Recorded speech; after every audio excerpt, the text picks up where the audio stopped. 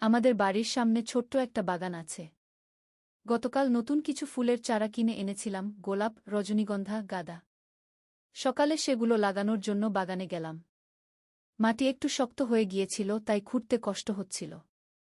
ছেলে দেখে বলল, মা, আমি সাহায্য করি। সে একটা কোদাল এনে মাটি নরম করে দিল। আমরা দুজনে মিলে একটা একটা করে চারা রোপণ করতে লাগলাম।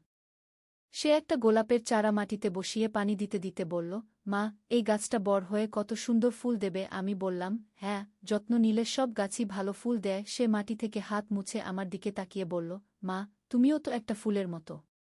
তোমার যত্ন নেওয়ার জন্য আমি আছি। আমি হেসে বললাম, আমি তো বুড়ি হয়ে গেছি। সে মাথা নেড়ে বলল, না মা, তুমি এখনও খুব সুন্দর। এই গোলাপের চেয়েও সুন্দর। আমার গাল লাল হয়ে গেল। সে মাটিতে হাঁটু গেড়ে বসে আমার হাত ধরে বলল, মা, এই বাগানের মতো আমাদের সংসারও হোক। তুমি আমার স্ত্রী হয়ে এই বাগানের মতো আমাদের জীবন সাজাও। আমি তোমাকে ভালোবাসি, বিয়ে করো আমাকে। ফুলের সুগন্ধে ভরা বাগানে তার প্রেমের কথা শুনে আমার মন দোদুল্যমান হয়ে উঠল। এই গল্পটি সম্পূর্ণ শুনলে আপনাদের পানি অটোমেটিক বের হয়ে যাবে, সো যত দ্রুত সম্ভব হাতের কাছে টিস্যু নিয়ে বসে পড়ুন। বিছানার চাদর যেন নষ্ট না হয় সেটা সম্পূর্ণ খেয়াল রাখার অনুরোধ জানিয়ে গল্পটি এখন শুরু করব। তার আগে সর্বশেষ অনুরোধ, দয়া করে এমন পানি বের করার গল্প নিয়মিত শুনতে আমাদের চ্যানেলটি সকলেই সাবস্ক্রাইব করুন। ধন্যবাদ। হ্যালো বন্ধুরা, আমার নাম প্রিয়া দাস। আমার বয়স ৪৩ বছর। আমার স্বামীর নাম সুভাষ দাস, বয়স ৪৬ বছর। আমাদের ২ সন্তান, রবিন আর নীলিমা। রবিন ২০ বছর বয়সী, কলেজে পড়ে। নীলিমা ১৩ বছর বয়সী, স্কুলে যায়। আজ খুব ভোরে ঘুম থেকে উঠেছিলাম। বাইরে হালকা বৃষ্টি হচ্ছিল। আমার মনে পড়ল গতকাল রবিনের সাথে যে কথা হয়েছিল সেটা। সে বলেছিল যে আমাদের বাগানে নতুন কিছু গাছ লাগালে ভালো হয়। আসলে আমাদের বাড়ির সামনে একটা ছোট্ট জমি আছে যেটা অনেক দিন ধরে ফাঁকা পড়ে আছে। সেখানে আগে একটা পুরনো আমগাছ ছিল, কিন্তু গত বছর ঝড়ে উপড়ে গিয়েছিল। রবিন খুব প্রকৃতিপ্রেমী ছেলে। ছোটবেলা থেকেই গাছপালা নিয়ে খুব আগ্রহী। সে বল যে আমরা যদি সেখানে একটা সুন্দর ছোট্ট বাগান বানাই তাহলে বাড়িটা আরও সুন্দর দেখাবে। আমিও তার কথায় রাজি হয়ে গেলাম। সকালে নাশতার পর আমরা দুজন মিলে স্থানীয় নার্সারিতে গেলাম। সেখানে অনেক ধরনের ফুলের চারা ছিল। রবিন বল যে আমরা গোলাপ, জবা, বেলি, গাঁদা আর কয়েকটা রজনীগন্ধার চারা নিয়ে যাই। আমি আরও কিছু সবজির চারাও নিলাম, টমেটো, মরিচ আর ধনেপাতার। নার্সারির মালিক রহিম কাকা আমাদের দেখে খুব খুশি হলেন। তিনি বললেন, প্রিয়া আপা, আপনার ছেলেটার মতো প্রকৃতিপ্রেমী ছেলে আজকাল খুব কমই দেখা যায়। এই ছেলে নিশ্চয়ই খুব ভালো মানুষ হবে। রবিন একটু লজ্জা পেয়ে গেল। বাড়ি ফিরে এসে আমরা কাজ শুরু করলাম। প্রথমে জমিটা পরিষ্কার করতে হলো। অনেক ঘাস আর আগাছা জন্মেছিল। রবিন একটা কোদাল দিয়ে মাটি খুঁড়তে লাগল। আমি ঝাড়ু দিয়ে পাতা আর আবর্জনা সাফ করলাম। কাজ করতে করতে আমরা গল্পগুজব করছিলাম। রবিন বল যে সে কলেজে বটানি নিয়ে পড়াশোনা করতে চায়। গাছপালা নিয়ে গবেষণা করতে তার খুব ইচ্ছা। আমি তাকে অনুপ্রেরণা দিলাম। বললাম যে যা ভালো লাগে সেটাই করবে, আমরা সব সময় তার পাশে আছি। দুপুরের খাওয়ার সময় সুভাষ অফিস থেকে ফিরল। সে আমাদের কাজ দেখে খুব খুশি হল। সে বল যে সন্ধ্যায় সে ও কাজে হাত লাগাবে। নীলিমা স্কুল থেকে ফিরে এসে আমাদের সাথে যোগ দিল। সে বল যে সে রঙিন ফুলের ব্যবস্থা করবে। বিকেলে আমরা আবার কাজে লেগে গেলাম। মাটি খোঁড়া, সার দেওয়া, পানির ব্যবস্থা করা, সব কিছুই পরিকল্পনা মতো এগিয়ে চল। রবিন খুব যত্ন করে প্রতিটা চারা লাগাল। প্রতিটা গাছের জন্য আলাদা আলাদা জায়গা নির্বাচন করল যাতে সূর্যের আলো এবং পানি পর্যাপ্ত পায়। সে গোলাপের চারা লাগানোর সময় বলল, মা, এই গাছটা বড় হয়ে খুব সুন্দর লাল গোলাপ দেবে। তুমি সেগুলো চুলে লাগাতে পারবে। আমি হেসে বললাম, আমার মতো বুড়ি মানুষ আবার ফুল লাগাবো? সে গম্ভীর হয়ে বলল, তুমি বুড়ি কেন মা? তুমি তো আমার কাছে এই গোলাপের চেয়েও সুন্দর গু। তার কথা শুনে আমার মুখ লাল হয়ে গেল। এমন সময় হঠাৎ করে মাটির নিচ থেকে একটা অদ্ভুত আওয়াজ আসতে লাগল। প্রথমে মনে হলো যেন কেউ কাঁদছে। তারপর সেই কান্নার আওয়াজটা ধীরে ধীরে জোরে হতে লাগল। আমরা সবাই ভয় পেয়ে গেলাম। রবিন কোদাল রেখে দিল। নীলিমা আমার কাছে এসে দাঁড়াল। সুভাষ ও কাজ বন্ধ করে আমাদের দিকে এল। এটা কি আওয়াজ? সুভাষ জিজ্ঞেস করল। জানি না, হঠাৎ করে শুরু হয়েছে, আমি বললাম। আওয়াজটা আরও জোরে হতে লাগল। মনে হচ্ছিল যেন কেউ মাটির নিচ থেকে আমাদের ডাকছে। রবিন সাহস করে বলল, আমরা খোঁড়াখুড়ি করে দেখি কি আছে গু। সুভাষ বলল, না, এটা বিপজ্জনক হতে পারে। আমরা এলাকার বয়স্কদের সাথে কথা বলি। কিন্তু রবিন খুবই কৌতূহলী। সে বলল, মা, আমরা শুধু একটু দেখি। যদি কিছু বিপজ্জনক মনে হয় তাহলে আমরা কাজ বন্ধ করে দেব গো। আমি দ্বিধায় পড়ে গেলাম। একদিকে ভয় লাগছিল, অন্যদিকে কৌতূহল হচ্ছিল। সুভাষ বলল, ঠিক আছে, তবে খুব সাবধানে। রবিন আবার কোদাল নিয়ে মাটি খুঁড়তে শুরু করল।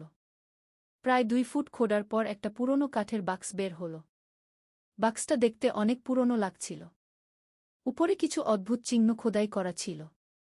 আওয়াজটা হঠাৎ করে বন্ধ হয়ে গেল। চারপাশে নিস্তব্ধতা নেমে এল। এটা কি? নীলিমা কাপা গলা জিজ্ঞেস করল। রবিন বাক্সটা তুলে আনল। বাক্সটা খুলতে যাওয়ার সময় সুভাষ তাকে থামাল। একটু অপেক্ষা কর। আমরা এটা ঘরে নিয়ে গিয়ে দেখি। আমরা বাক্সটা নিয়ে ঘরে গেলাম। বসার ঘরে সবাই একসাথে বসলাম। রবিন খুব সাবধানে বাক্সটা খুল। ভেতরে একটা পুরনো ডায়েরি, কিছু ছবি, একটা চাবি আর একটা নকশা করা কাগজ ছিল। ডায়েরিটা খুলে দেখলাম সেটা প্রায় 50 বছর আগের। লেখা ছিল রমেশচন্দ্র রায়ের ডায়েরি, 1975 সাল। প্রথম পাতাটা পড়তে শুরু করলাম। সেখানে লেখা ছিল, আজ আমার জীবনের সবচেয়ে গুরুত্বপূর্ণ দিন। আমি আমার সমস্ত সম্পত্তি এই বাড়ির নিচে লুকিয়ে রাখছি। যুদ্ধের সময় অনেক কিছু হারিয়েছি, কিন্তু এই সম্পত্তি রক্ষা করতে পেরেছি। আমার মৃত্যুর পর যদি কেউ এটা পায় তাহলে যেন সঠিকভাবে ব্যবহার করে। কি? পরের পাতায় একটা নকশা ছিল। সেই নকশায় আমাদের বাড়ির চারপাশের একটা মানচিত্র আঁকা ছিল। বিভিন্ন জায়গায় ক্রস চিহ্ন দেওয়া ছিল।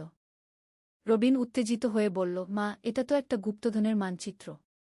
সুভাষ ডায়েরিটা নিয়ে আরও পড়তে লাগল। সেখানে রমেশবাবু তার জীবনের গল্প লিখেছিলেন। তিনি ছিলেন একজন স্বাধীনতা সংগ্রামী। ইংরেজদের বিরুদ্ধে লড়াই করতে গিয়ে তাকে অনেক কষ্ট করতে হয়েছিল। তার পরিবারের সবাই মারা গিয়েছিল। শুধু তিনি একা বেঁচে ছিলেন। তিনি লিখেছিলেন যে তার কাছে অনেক স্বর্ণের গহনা, মূল্যবান পাথর আর টাকা পয়সা ছিল। কিন্তু তার কোনো উত্তরাধিকারী ছিল না। তাই তিনি সবকিছু মাটির নিচে লুকিয়ে রেখেছিলেন যাতে ভবিষ্যতে কোনো ভালো মানুষ সেটা পেয়ে ব্যবহার করতে পারে। ডায়েরির শেষের দিকে তিনি লিখেছিলেন, যে এই ডায়েরি পাবে সে যদি সৎ মানুষ হয় তাহলে আমার আশীর্বাদ তার সাথে থাকবে। এই সম্পত্তি দিয়ে সে অনেক ভালো কাজ করতে পারবে। কিন্তু যদি কেউ খারাপ উদ্দেশ্যে এটা ব্যবহার করে তাহলে আমার অভিশাপ তার পিছু ছাড়বে না। আমরা সবাই নিশ্চুপ হয়ে গেলাম। এত বড় একটা রহস্য যে আমাদের বাড়ির নিচেই লুকানো ছিল সেটা ভাবতেই পারছিলাম না। নীলিমা বলল, বাবা, আমরা কি এই গুপ্তধন খুঁজে বের করব? সুভাষ চিন্তা করে বলল, আমাদের সাবধানে এগোতে হবে। প্রথমে আমরা এই রমেশবাবু সম্পর্কে আরও জানার চেষ্টা করি। পরের দিন সকালে আমরা এলাকার পুরনো মানুষদের সাথে কথা বললাম। আমাদের পাশের বাড়ির নিতাই কাকা বললেন যে তিনি রমেশবাবুকে চিনতেন। তিনি বললেন, রমেশবাবু খুবই ভালো মানুষ ছিলেন। স্বাধীনতা সংগ্রামে তার অনেক অবদান ছিল। তিনি গরিব মানুষদের সাহায্য করতেন। নিতাই কাকা আরও বললেন, রমেশবাবুর কোনো সন্তান ছিল না। তিনি একা একা থাকতেন। মারা যাওয়ার আগে তিনি বলে গিয়েছিলেন যে তার সব কিছু যেন ভালো কাজে ব্যবহার করা হয়। এই কথা শুনে আমাদের আরও সাহস হল। আমরা বুঝতে পারলাম যে রমেশবাবু সত্যিই একজন ভালো মানুষ ছিলেন। সেই দিন বিকেলে আমরা আবার খোঁজাখুঁজি শুরু করলাম। ডায়েরিতে দেওয়া নকশা অনুযায়ী আমরা বিভিন্ন জায়গা খোঁড়া শুরু করলাম। প্রথমে বাগানের পূর্ব কোণে খোঁড়া শুরু করলাম। প্রায় 3 ফুট খোঁড়ার পর একটা মাটির পাত্র পেলাম। সেটা খুলে দেখি ভেতরে অনেক স্বর্ণের মুদ্রা। রবিন খুশিতে চিৎকার করে উঠল, মা, আমরা সত্যিই গুপ্তধন পেয়েছি। তারপর আমরা পশ্চিম দিকে খোঁড়া শুরু করলাম। সেখানে একটা ছোট তামার বাক্স পেলাম। ভেতরে রূপার গহনা আর মূল্যবান পাথর ছিল। এভাবে একের পর এক আমরা অনেক মূল্যবান জিনিস পেতে লাগলাম। একটা বট কলসিতে ছিল প্রচুর টাকা। সেই টাকাগুলো পুরনো হলেও এখনও মূল্যবান। সন্ধ্যার মধ্যে আমাদের পাওয়া সম্পত্তির পরিমাণ দেখে আমরা অবাক হয়ে গেলাম। এত বেশি সম্পত্তি যে আমরা কল্পনাও করতে পারিনি। সুভাষ বলল, এখন আমাদের সিদ্ধান্ত নিতে হবে যে এই সম্পত্তি দিয়ে আমরা কি করব। আমি বললাম, রমেশবাবু যেমন চেয়েছিলেন আমাদের এটা ভালো কাজে ব্যবহার করতে হবে। রবিন বলল, আমরা এই টাকা দিয়ে এলাকার গরিব ছেলে মেয়েদের পড়াশোনার ব্যবস্থা করতে পারি। নীলিমা বলল, আর আমরা একটা ছোট হাসপাতাল বানাতে পারি। আমরা সবাই মিলে পরিকল্পনা করতে লাগলাম। প্রথমে আমরা আমাদের এলাকার দরিদ্র পরিবারগুলোর তালিকা বানালাম। তারপর ঠিক করলাম যে আমরা তাদের সন্তানদের পড়াশোনার খরচ বহন করব। দ্বিতীয়ত, আমরা একটা ছোট স্বাস্থ্য কেন্দ্র বানানোর কথা ভাবলাম যেখানে গরিব মানুষরা বিনামূল্যে চিকিৎসা পেতে পারবে।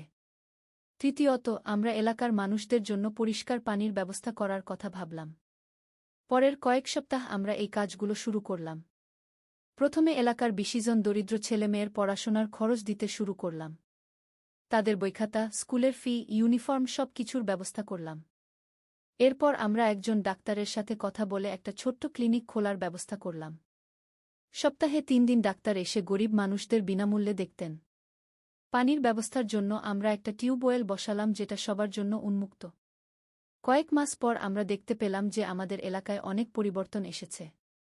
দরিদ্র ছেলেমেয়েরা নিয়মিত স্কুলে যাচ্ছে। অসুস্থ মানুষরা সহজেই চিকিৎসা পাচ্ছে। পানির জন্য আর কারও কষ্ট হচ্ছে না। এলাকার মানুষরা আমাদের খুব ধন্যবাদ দিতে লাগল। কিন্তু আমরা তাদের বলতাম যে এই কৃতিত্ব আমাদের নয়, এটা রমেশবাবুর দান। একদিন সন্ধ্যায় আমরা বাগানে বসে চা খাচ্ছিলাম। আমাদের লাগানো ফুলগুলো ততদিনে বড় হয়ে গেছে। গোলাপ ফুটেছে, জবা ফুটেছে, রজনীগন্ধার সুগন্ধ চারদিকে ছড়িয়ে আছে। রবিন বলল, মা, আমাদের এই বাগানের মতোই আমাদের জীবনে অনেক সুন্দর পরিবর্তন এসেছে। সুভাষ বলল, রমেশবাবু যে আমাদের উপর ভরসা রেখেছিলেন সেটা আমরা ঠিক রেখেছি। নীলিমা বলল, আমার মনে হয় রমেশ দাদু আমাদের দেখে খুশি হবেন। আমি বললাম, হ্যাঁ, আমাদের এই কাজ দেখে তিনি নিশ্চয়ই খুশি। হঠাৎ করে একটা মৃদু বাতাস এসে আমাদের ছুঁয়ে গেল। মনে হলো যেন রমেশবাবু আমাদের আশীর্বাদ করে গেলেন। সেই রাতে আমার স্বপ্ন দেখলাম যে রমেশবাবু আমাদের সামনে এসে হাসছেন। তিনি বললেন, তোমরা আমার সম্পত্তি সঠিক কাজে ব্যবহার করেছ। আমি খুব খুশি। তোমাদের উপর আমার পূর্ণ আশীর্বাদ রইল। স্বপ্ন দেখার পর আমার খুব ভালো লাগছিল। মনে হচ্ছিল যে আমরা সত্যিই সঠিক পথে আছি। পরের দিন সকালে আমরা আবার বাগানে কাজ করতে গেলাম। আমাদের লাগানো গাছগুলো আরও বড় হয়েছে। টমেটো গাছে ছোট ছোট টমেটো ধরেছে। মরিচ গাছেও মরিচ আসতে শুরু করেছে। রবিন বলল, মা, আমাদের এই বাগান দেখে মনে হচ্ছে যেন একটা ছোট্ট স্বর্গ। আমি হেসে বললাম, হ্যাঁ, পরিশ্রম করলে যে কোনো জায়গায় স্বর্গ হয়ে উঠতে পারে। সুভাষ বলল, আমাদের এই অভিজ্ঞতা অন্যদের সাথে ভাগ করে নেওয়া উচিত। আমরা ঠিক করলাম যে আমরা আমাদের এই গল্প এলাকার মানুষদের সাথে শেয়ার করব, যাতে অন্যরাও ভালো কাজে অনুপ্রাণিত হয়। কয়েকদিন পর আমরা এলাকার মানুষদের নিয়ে একটা সভা করলাম। সেই সভায় আমরা রমেশবাবুর গল্প বললাম। কিভাবে তিনি তার সারা জীবনের সঞ্চয় ভালো কাজের জন্য রেখে গেছেন সেটা বললাম। এলাকার মানুষরা আমাদের গল্প শুনে খুব অনুপ্রাণিত হল। তারা বলল যে তারাও আমাদের সাথে যোগ দিতে চায়। একজন বয়স্ক মানুষ বললেন, আমার কাছে কিছু জমি আছে। সেখানে আমরা একটা স্কুল বানাতে পারি। আরেকজন বললেন, আমি একজন শিক্ষক। আমি বিনামূল্যে পড়াতে পারি। এভাবে একে একে সবাই এগিয়ে এল। আমরা বুঝতে পারলাম যে ভালো কাজ সংক্রামক। একজন শুরু করলে অনেকে যোগ দেয়া। পরের মাসেই আমরা একটা ছোট্ট স্কুল খোলার কাজ শুরু করলাম। রমেশবাবুর দেওয়া টাকা দিয়ে আমরা স্কুলের জন্য জমি কিনলাম এবং একটা ছোট্ট ভবন তৈরি করলাম। স্কুলের নাম দিলাম রমেশচন্দ্র রায় বিনামূল্য পাঠশালা। সেখানে গরিব পরিবারের ছেলেমেয়েরা বিনামূল্যে পড়তে পারে। রবিন বল যে সে কলেজ শেষ করার পর এই স্কুলে শিক্ষকতা করবে। নীলিমাও বল যে সে বড় হয়ে গরিব বাচ্চাদের পড়াবে। আমি ভাবলাম যে রমেশবাবুর একটা সন্তান না থাকলেও তিনি আমাদের মাধ্যমে অনেক সন্তান পেয়েছেন, যারা তার আদর্শ এগিয়ে নিয়ে যাবে। 1 বছর পর আমাদের এলাকায় অনেক পরিবর্তন এসেছে। শিক্ষার হার বেড়েছে, স্বাস্থ্যসেবা উন্নত হয়েছে, দারিদ্র্য কমেছে। সবচেয়ে বড় কথা হল মানুষের মধ্যে পরস্পরকে সাহায্য করার মানসিকতা বেড়েছে। যখন কেউ সমস্যায় পড়ে তখন সবাই মিলে সাহায্য করে। আমাদের বাগানটাও এখন খুব সুন্দর হয়ে উঠেছে। বিভিন্ন রঙের ফুল ফুটে আছে। সবজিও ভালো হয়েছে। প্রতিদিন সকালে আমরা বাগানে বসে চা খাই আর রমেশবাবুর কথা মনে করি। রবিন এখন কলেজে বটানি নিয়ে পড়াশোনা করছে। সে বলে যে ভবিষ্যতে সে আরও উন্নত ধরনের চাষাবাদ শেখাবে যাতে মানুষ আরও ভালো ফসল পায়। নীলিমা স্কুলে খুব ভালো রেজাল্ট করছে। সে বলে যে সে ডাক্তার হয়ে গরিব মানুষদের সেবা করবে। সুভাষ অফিসের কাজের পাশাপাশি স্থানীয় উন্নয়ন কাজে সময় দিচ্ছে। সে একটা সমিতি গঠন করেছে যেটা এলাকার উন্নয়নে কাজ করে। আর আমি প্রতিদিন রমেশবাবুর কবরে ফুল দিয়ে আসি। তার কবরটা আমাদের বাগানের পাশেই। আমি তাকে বলি যে তার দেওয়া সম্পত্তি দিয়ে আমরা কি কি ভালো কাজ করছি। মাঝে মাঝে মনে হয় যেন তিনি আমার কথা শুনছেন এবং খুশি হচ্ছেন। এই গল্পের মাধ্যমে আমি বুঝেছি যে সত্যিকারের সম্পত্তি হল সেই কাজ যা মানুষের উপকারে আসে। রমেশবাবু একা ছিলেন, কিন্তু তার ভালো কাজের মাধ্যমে তিনি অমর হয়ে আছেন। আজও যখন এলাকার কোনো বাচ্চা স্কুলে যায়, কোনো অসুস্থ মানুষ চিকিৎসা পায়, কিংবা কোনো দরিদ্র পরিবার সাহায্য পায়, তখন আমার মনে পড়ে রমেশবাবুর কথা। আমাদের বাগানের ফুলগুলো প্রতিদিন নতুন করে ফোটে। ঠিক তেমনি রমেশবাবুর আদর্শ প্রতিদিন নতুন করে আমাদের মধ্যে ফুটে ওঠে। রবিন এখনও প্রতিদিন আমাকে বলে যে আমি তার কাছে ফুলের মতো সুন্দর। কিন্তু এখন আমি জানি যে সত্যিকারের সৌন্দর্য হল মনের সৌন্দর্য। যে মন অন্যের উপকার করে সেই মনই সবচেয়ে সুন্দর। আমাদের এই ছোট্ট পরিবার এখন আরও বড় হয়েছে। কারণ এলাকার সব মানুষই এখন আমাদের পরিবারের মতো। আমরা সবাই মিলে একসাথে থাকি, একসাথে কাজ করি, একসাথে খুশি হই। রমেশবাবুর দেওয়া সেই গুপ্তধন আমাদের জীবনে শুধু টাকা পয়সাই আনেনি, এনেছে অনেক ভালোবাসা, অনেক সম্মান, অনেক খুশি।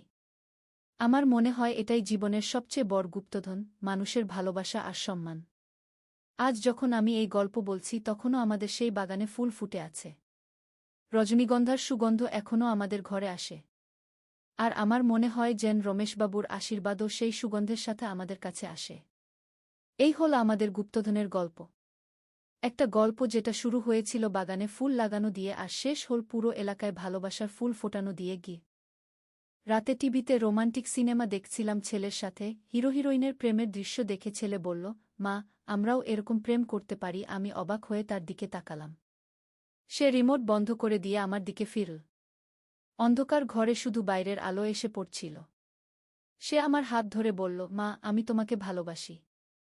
সিনেমার মতোই আমি তোমাকে প্রপোজ করতে চাই। আমি বললাম, তুই পাগল হয়ে গেছিস নাকি? সে আমার কাছে আরও কাছে এসে বলল, না মা, আমি একদম সুস্থ। তুমি আমার জীবনের হিরোইন। আমি তোমাকে চাই। সোফায় আমাদের মাঝে দূরত্ব কমে গেল। সে আমার চোখের দিকে তাকিয়ে বলল, তুমি এত সুন্দর মা। আমি তোমার প্রেমে পড়েছি। আমি উঠে যেতে চাইলাম, কিন্তু সে আমার হাত ধরে রাখল। সে বলল, মা, তুমি আমার কাছ থেকে পালাতে পারবে না। আমি তোমাকে ভালোবাসি। টিভির স্ক্রিনে রোমান্টিক গানের শব্দ ভেসে আসছিল। সে আমার কানের কাছে মুখ নিয়ে এসে ফিসফিস করে বলল, মা, আমি তোমাকে বিয়ে করব। তুমি আমার স্ত্রী হবে। আমার শরীরে কাঁপুনি দিল। অন্ধকার ঘরে তার নিঃশ্বাস আমার গালে লাগছিল। এই গল্পটি সম্পূর্ণ শুনলে আপনাদের পানি অটোমেটিক বের হয়ে যাবে, সো যত দ্রুত সম্ভব হাতের কাছে টিস্যু নিয়ে বসে পড়ো।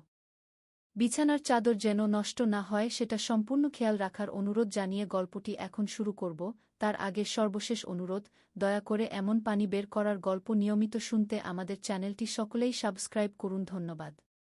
হ্যালো বন্ধুরা, আমার নাম মায়া দাস। আমার বয়স 40 বছর। আমার স্বামীর নাম সুদীপ দাস, বয়স 43 বছর। আমাদের 2 সন্তান, সুব্রত আর নীলা। সুব্রত 18 বছর বয়সী, কলেজে পড়ে। নীলা 13 বছর বয়সী, স্কুলে যায়।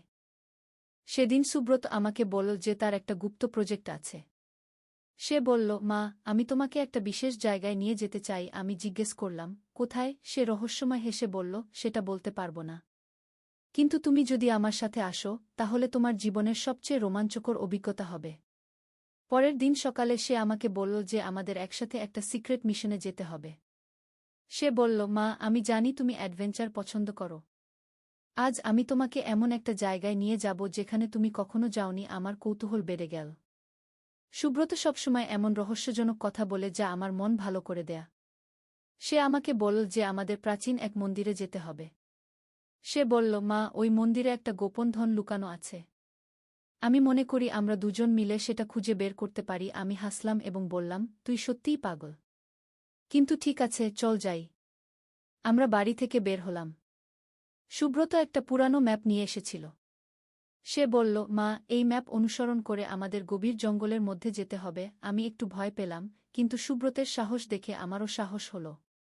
জঙ্গলের পথে হাঁটতে হাঁটতে সুব্রত আমাকে বলল, মা, তুমি জানো আমি তোমাকে কতটা ভালোবাসি। আমি বললাম, হ্যাঁ জানি। সে বলল, আমি চাই আমরা দুজন সবসময় একসাথে থাকি। তুমি আমার সবচেয়ে প্রিয় মানুষ। তার কথাগুলো শুনে আমার মন ভালো হয়ে গেল। হঠাৎ আমরা একটা বিশাল পাথরের দেয়াল দেখতে পেলাম। সুব্রত উত্তেজিত হয়ে বলল, মা, এইটাই সেই জায়গা। সে দেয়ালে কিছু প্রাচীন চিহ্ন দেখিয়ে বলল, এই চিহ্নগুলো অনুসরণ করে আমরা গুপ্ত কক্ষে প্রবেশ করতে পারব। আমরা দেয়াল ধরে হাঁটতে শুরু করলাম। সুব্রত আমার হাত ধরে রাখল যাতে আমি পিছলে না পড়ি। সে বলল, মা, সাবধানে হাঁটো। আমি তোমাকে কিছু হতে দেব না। তার যত্নশীলতা দেখে আমার মন ভরে গেল। অনেকক্ষণ হাঁটার পর আমরা একটা গুহার মুখে পৌঁছালাম। সুব্রত বলল, মা, এই গুহার ভিতরেই আছে সেই রহস্যময় ধন। আমি একটু ভয় পেলাম, কিন্তু সুব্রতের সাথে থাকলে আমার কোনো ভয় থাকে না। গুহার ভিতরে অন্ধকার ছিল। সুব্রত একটা টর্চ জ্বালাল। আমরা ধীরে ধীরে গুহার গভীরে যেতে শুরু করলাম। হঠাৎ আমরা একটা বিশাল কক্ষে পৌঁছালাম যেখানে অনেক প্রাচীন মূর্তি আর পাথরের কাজ ছিল। সুব্রত আমাকে বলল, মা, দেখো এই জায়গাটা কতটা সুন্দর। সত্যিই জায়গাটা অসাধারণ সুন্দর ছিল। দেয়ালে অনেক রঙিন ছবি আঁকা ছিল। সুব্রত বলল, আমি জানতাম তুমি এই জায়গাটা পছন্দ করবে। হঠাৎ আমরা শুনতে পেলাম কোথাও থেকে পানি ঝরার শব্দ। সুব্রত বলল, মা, চলো ওই দিকে যাই। আমরা গেলাম এবং দেখলাম একটা সুন্দর ঝর্ণা। পানি পাথরের উপর দিয়ে ঝরে পড়ছিল এবং একটা ছোট পুকুর তৈরি হয়েছিল। সুব্রত আমাকে বলল, মা, এই পানিতে হাত দাও। আমি হাত দিলাম এবং অবাক হলাম। পানি এতটাই স্বচ্ছ এবং ঠান্ডা ছিল যে মনে হচ্ছিল যেন কোনো জাদুকরি পানি। সে আমার হাত ধরে বলল, মা, তুমি কি জানো এই পানির বিশেষত্ব কি? আমি মাথা নেড়ে বললাম, না। সে রহস্যময় হেসে বলল, এই পানি যদি কেউ পান করে তাহলে তার সব দুঃখকষ্ট দূর হয়ে যায়। আমি হাসলাম এবং বললাম, তুই সত্যিই অনেক কল্পনাপ্রবণ। কিন্তু সুব্রত গম্ভীর হয়ে বলল, না মা, এটা সত্যি। আমি অনেক গবেষণা করেছি। তার কথা শুনে আমার আগ্রহ বেড়ে গেল। সুব্রত আমাকে বলল, মা, তুমি যদি এই পানি পান করো তাহলে তুমি আরও সুন্দর হয়ে যাবে। আমি লজ্জা পেয়ে বললাম, আমি তো আগেই সুন্দর। সে হেসে বলল, হ্যাঁ, কিন্তু আরও বেশি সুন্দর হবে। আমি একটু পানি হাতে নিলাম এবং পান করলাম। সত্যিই পানিটা অসাধারণ মিষ্টি লাগল। সুব্রত খুশি হয়ে বলল, মা, এখন তুমি এই জায়গার রানী হয়ে গেছ। হঠাৎ আমরা শুনতে পেলাম কোথাও থেকে একটা অদ্ভুত আওয়াজ। সুব্রত আমার হাত শক্ত করে ধরে বলল, মা, ভয় পেজো না। আমি তোমার সাথে আছি। আমি তার দিকে তাকিয়ে সাহস পেলাম। আওয়াজটা ক্রমশ কাছে আসতে লাগল। সুব্রত আমাকে একটা পাথরের আড়ালে লুকিয়ে দিল। সে ফিসফিস করে বলল, মা, এখানে লুকিয়ে থাকো। আমি দেখে আসি কি ব্যাপার। আমি ভয় পেয়ে বললাম, না, তুই একা যাস না। কিন্তু সুব্রত আমাকে আশ্বস্ত করে বলল, চিন্তা করো না মা, আমি সাবধান থাকব। কিছুক্ষণ পর সুব্রত ফিরে এলো এবং হাসতে হাসতে বলল, মা, তুমি জানো কি ছিল? আমি উৎসুক হয়ে জিজ্ঞেস করলাম, কি? সে বলল, একটা বুনো খরগোশ।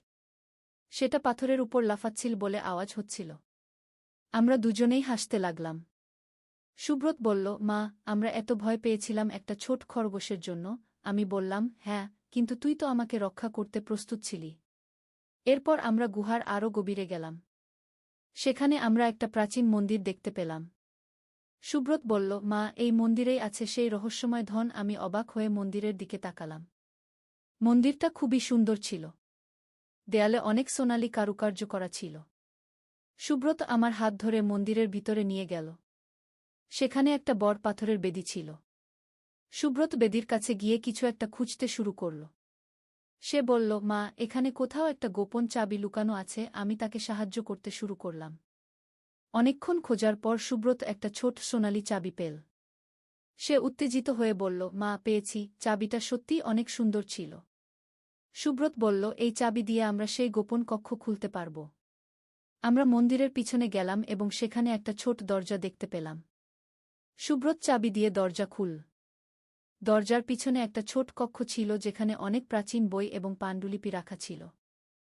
সুব্রত বলল, মা, এই বইগুলোই হলো আসল ধন। এগুলো 1000 বছরের পুরানো। আমি একটা বই হাতে নিলাম। সত্যিই বইটা খুবই পুরানো এবং ভালো অবস্থায় সংরক্ষিত ছিল। সুব্রত আমাকে বলল, মা, এই বইগুলোতে অনেক গুরুত্বপূর্ণ গান আছে। আমি চাই আমরা এগুলো নিয়ে গবেষণা করি। আমি তার উৎসাহ দেখে খুশি হলাম। আমরা কয়েকটা গুরুত্বপূর্ণ বই নিয়ে বাড়ি ফেরার পথে রওনা হলাম। পথে সুব্রত আমাকে বলল, মা, আজকের এই অ্যাডভেঞ্চার কেমন লাগল? আমি বললাম, অসাধারণ।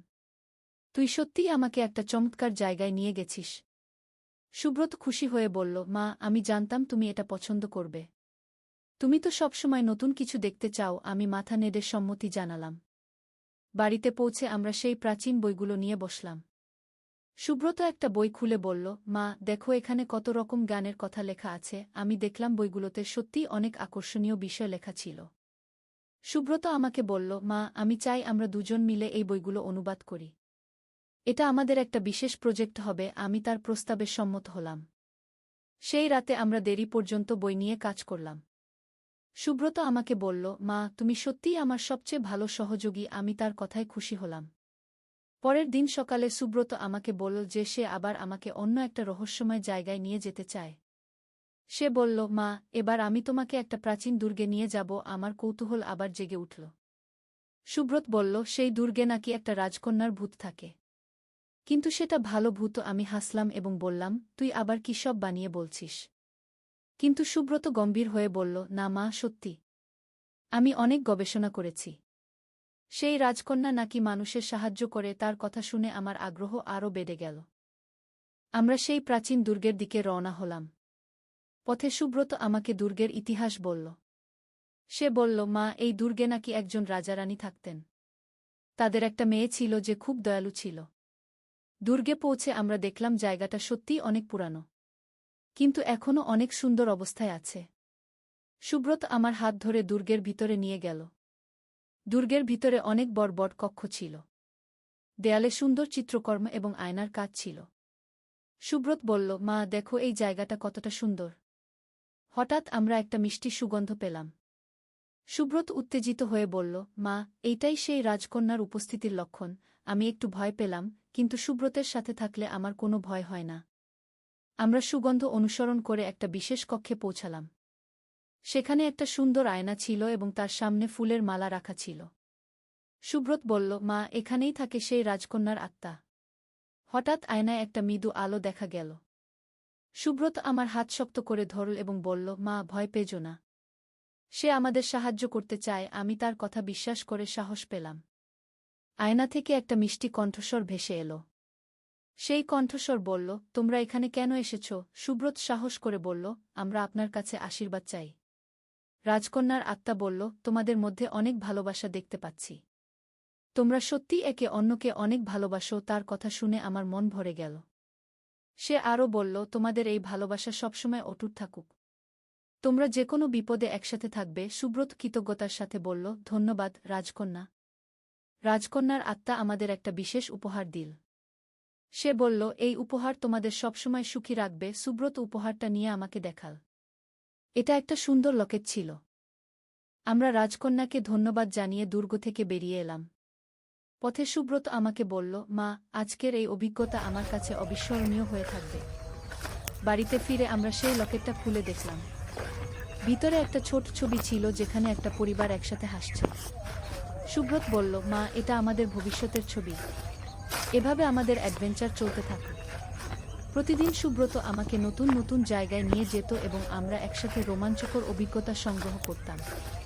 একদিন সুব্রত আমাকে বলল, মা, আমি শুনেছি পাহাড়ের উপরে একটা গোপন জলপ্রপাত আছে। সেখানে নাকি রঙিন মাছ আছে যেগুলো কথা বলতে পারে। আমি অবিশ্বাসের চোখে তার দিকে তাকালাম। সে বলল, সত্যি মা, আমি অনেক গবেষণা করেছি। চলো আমরা সেই জায়গায় যাই। পরের দিন সকালে আমরা পাহাড়ের দিকে রওনা হলাম। পথটা বেশ কঠিন ছিল, কিন্তু সুব্রত আমার হাত ধরে সাহায্য করল। সে বলল, মা, তুমি ক্লান্ত হয়ে গেলে আমাকে বলো, আমি তোমাকে বিশ্রাম নিতে দেব। তার যত্নের কথা শুনে আমার মন ভালো হয়ে গেল। পাহাড়ের উপরে উঠতে উঠতে আমরা অনেক সুন্দর দৃশ্য দেখলাম। সুব্রত প্রতিটা সুন্দর জায়গায় থামত এবং আমাকে দেখাত। সে বলতো, মা, দেখো কত সুন্দর। আমি তার উৎসাহ দেখে খুশি হতাম।